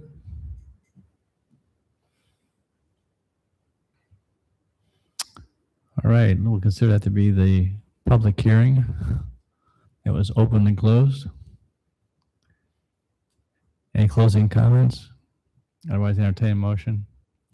Move alternative 1. I really like the idea of having a variety of housing here, and I would move alternative 1. Second. All right, moving seconded. Roll call. Aye. Aye. Aye. Aye. Aye. Aye. Thank you. We'll move on to item number 37, hearing on zoning text amendment modifying Northeast Gateway Overlay District. All right. Thank you very much. Well, as directed, we have come back with a text amendment modifying the standards in the Northeast Gateway Overlay District. This is the area, if you can't quite place it, it's east of I-35 on either side of East 13th Street. This is the property, or the area rather, where the regional mall was proposed 20 years ago. So the O-GNE, the Northeast Gateway Overlay, was developed to set up design standards for what a mall or a shopping center would look like here. The area has obviously not had a regional mall or a shopping center built in it. And so at your direction, we've come back with modified standards. We think that we're satisfied with these. These still provide for an expectation of design for a potential shopping center. So there's still a cohesive design. There's still an expectation for quality, and we're still keeping the protections for Kettleson Marsh in, but it does streamline things, and it makes the approval process a little bit easier from the get-go. Once a master plan is approved by you, then staff can review individual minor site plans for additions. Unless the change requires a change to the master plan, then it would come back to you. Questions for Justin? The buffering of Kettleson Marsh has not changed. That is correct. So how close is what we're doing to the from any proposals from the developers? Is there any daylight between the two? I think so. Are you asking particularly like 20 years ago versus now, what the standard or how they're different? Well, the council action form says that we're doing this in response to requests from RPACT Holdings and Elwell Properties. Mm-hmm. So my question, I don't want to get in the weeds because it's really late. I just want to have a sense. They had a proposal, and then we're voting on a change. I just want to know how close they are and what, if there are any differences. That's all I want to know. So they didn't propose any changes here. They requested of the city council about a year ago that you simplify the zoning and delete the development agreement. You just deleted the development agreement, but if you make no corresponding changes to the zoning ordinance, essentially mall development requirements still exist. So we have gone through, made these edits, knowing that the mall concept is leaving our expectations here. The developer has looked at it. They didn't give us any particular changes that they asked for now. They did indicate that they will be looking at multiple options for the property. So that doesn't mean they won't propose something that needs further edits in the future. But tonight, this is what we need to do just to get the stuff that's completely irrelevant out of our zoning ordinance. That's very helpful. Thank you. Other questions? All right, declare public hearing on this zoning text amendment to be open. Anyone want to address council on this topic? Hearing none, declare public hearing to be closed. Entertain a motion. Move alternative 1. Second. Thank you. Roll call. Aye. Aye. Aye. Aye. Aye. Aye. Thank you. Thanks, Justin. Thank you, Kelly. Move on, number 38, hearing on 69 kV transmission line reconstruction. Mr. Com. Any questions for Mr. Are there Com? any questions? Thank you. Any questions? All right, declare a public hearing on this project to be open. As I want to address council. Hearing none, declare public hearing to be closed. Entertain motion accepting report of bids. Move alternative 1. Just really happy to see the number of bidders. This is really encouraging. Very much. Yep. Is there a second? Second. Roll call. Aye. Aye. Aye. Aye. Aye. Aye. All right, move on to number 39, 55120 Tabor Drive. Entertain motion on resolution adopting master plan rezoning agreement for the parcel at 5120 Tabor Drive. Move approval. Second. Roll call. Aye. Aye. Aye. Aye. Aye. Aye. And entertain motion on third reading and adoption of ordinance number 4598, rezoning a parcel at 5120 Tabor Drive from agricultural to FSRL floating suburban residential low density with master plan. Move on third. Second. Roll call. Aye. Aye. Aye. Aye. Aye. Aye. Entertain motion on third reading and adoption of ordinance number 4596 on zoning text amendment for accessory dwelling units. Move on third. Second. Roll call. Aye. Aye. Aye. Aye. Aye. Aye. And entertain motion on third reading and adoption of ordinance number 4597 regarding property rezoning for 3329, 3312, 3699 East 13th Street and 1699 570th Avenue from planned regional commercial with O-GNE to only PRC with O-GNE, thereby removing the contract zoning agreement. Move on third. Second. Roll call. Aye. Aye. Aye. Aye. Aye. Aye. Thank you. Move on to disposition of communications to council. We have 8 items tonight. The first is an email from Deborah Pitt, Ames resident, requesting multiple 4-way stops in Bloomington Heights.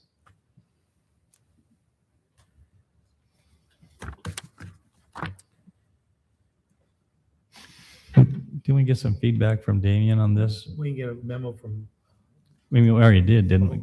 I think you have it right, but you referred to us. Either we already have that memo specifically you've gotten before on this, or we're writing a new one. Or is it? It's come up before, I just don't remember. I would move that we request to get the memo that was made previously on this topic. Or we have to update it. And update it if needed. Okay. Those in favor of the motion say aye. Aye. Any opposed? Carried. Next is consider Hyde Avenue as, oh, that was right, as a snow route. That was already taken care of, right? Pardon me? Yeah, one of staff responded to them already. The one from Shelley Ackerman, that's already been taken care of. That was Justin responded to that, Yeah. right? Justin responded. Yeah. Third is about public nuisance code, container gardens, email from Cheryl Black. Any interest taking that up? Or thanking her for the feedback? I would move we thank the resident for their feedback. But I mean, is there anything we can do? I mean, this is,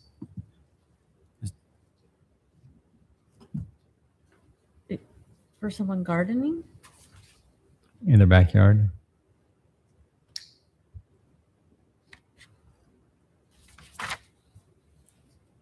I see. Was a motion made to, was it seconded? Second. No. Any discussion? Would you repeat the motion? We're getting tired. It was just to thank the resident for their feedback. Thank the resident. Okay, thank you. Those who have motion say aye. Aye. Aye. Opposed? Aye. Carried. Next is a Duff Avenue proposal objections. Move we thank the resident for their feedback, and we can include it with the feedback on this project. Second. Okay, those who have motion say aye. Aye. Any opposed? Aye. Motion carried. Steve Schickel, What a memo. 2702 North Dakota, request to split homestead. I'd move we get a memo from staff on this. Thank you. There's a Second. All right, those in favor say aye. Aye. Any opposed? Aye. Motion carried.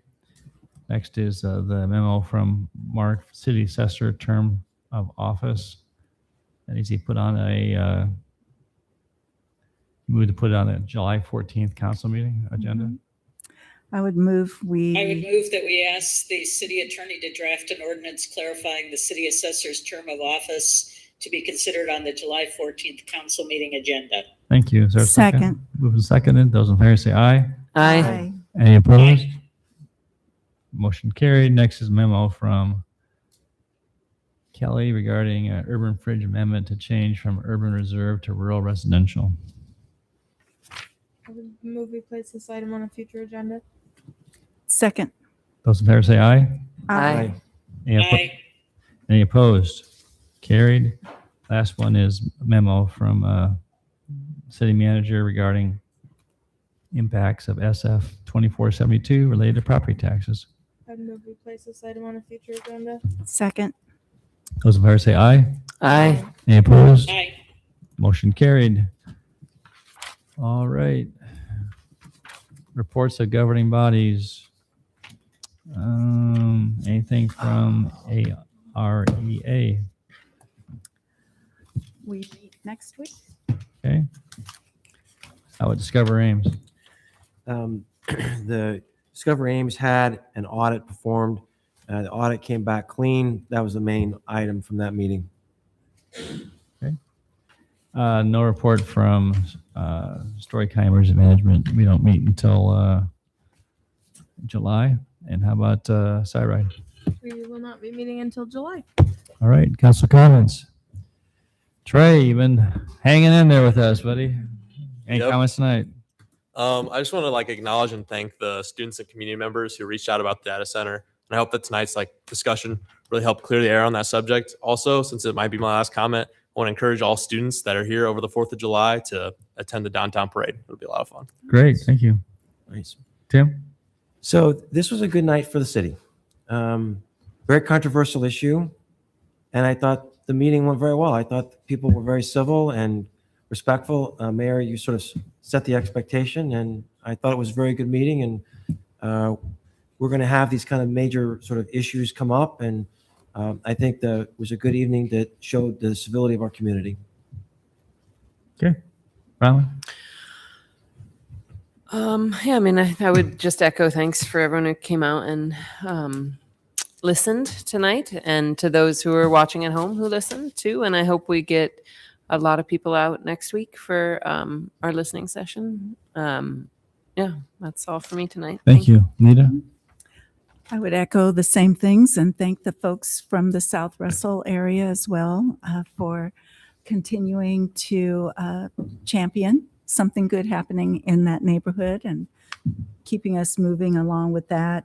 And just also wanted to remind, because it is one of the projects that City Council had supported, was Juneteenth, that we have one more event as we wrap that up, that there's a story time and lecture on this Saturday. Story time at 10:30 and then a lecture at 11:30.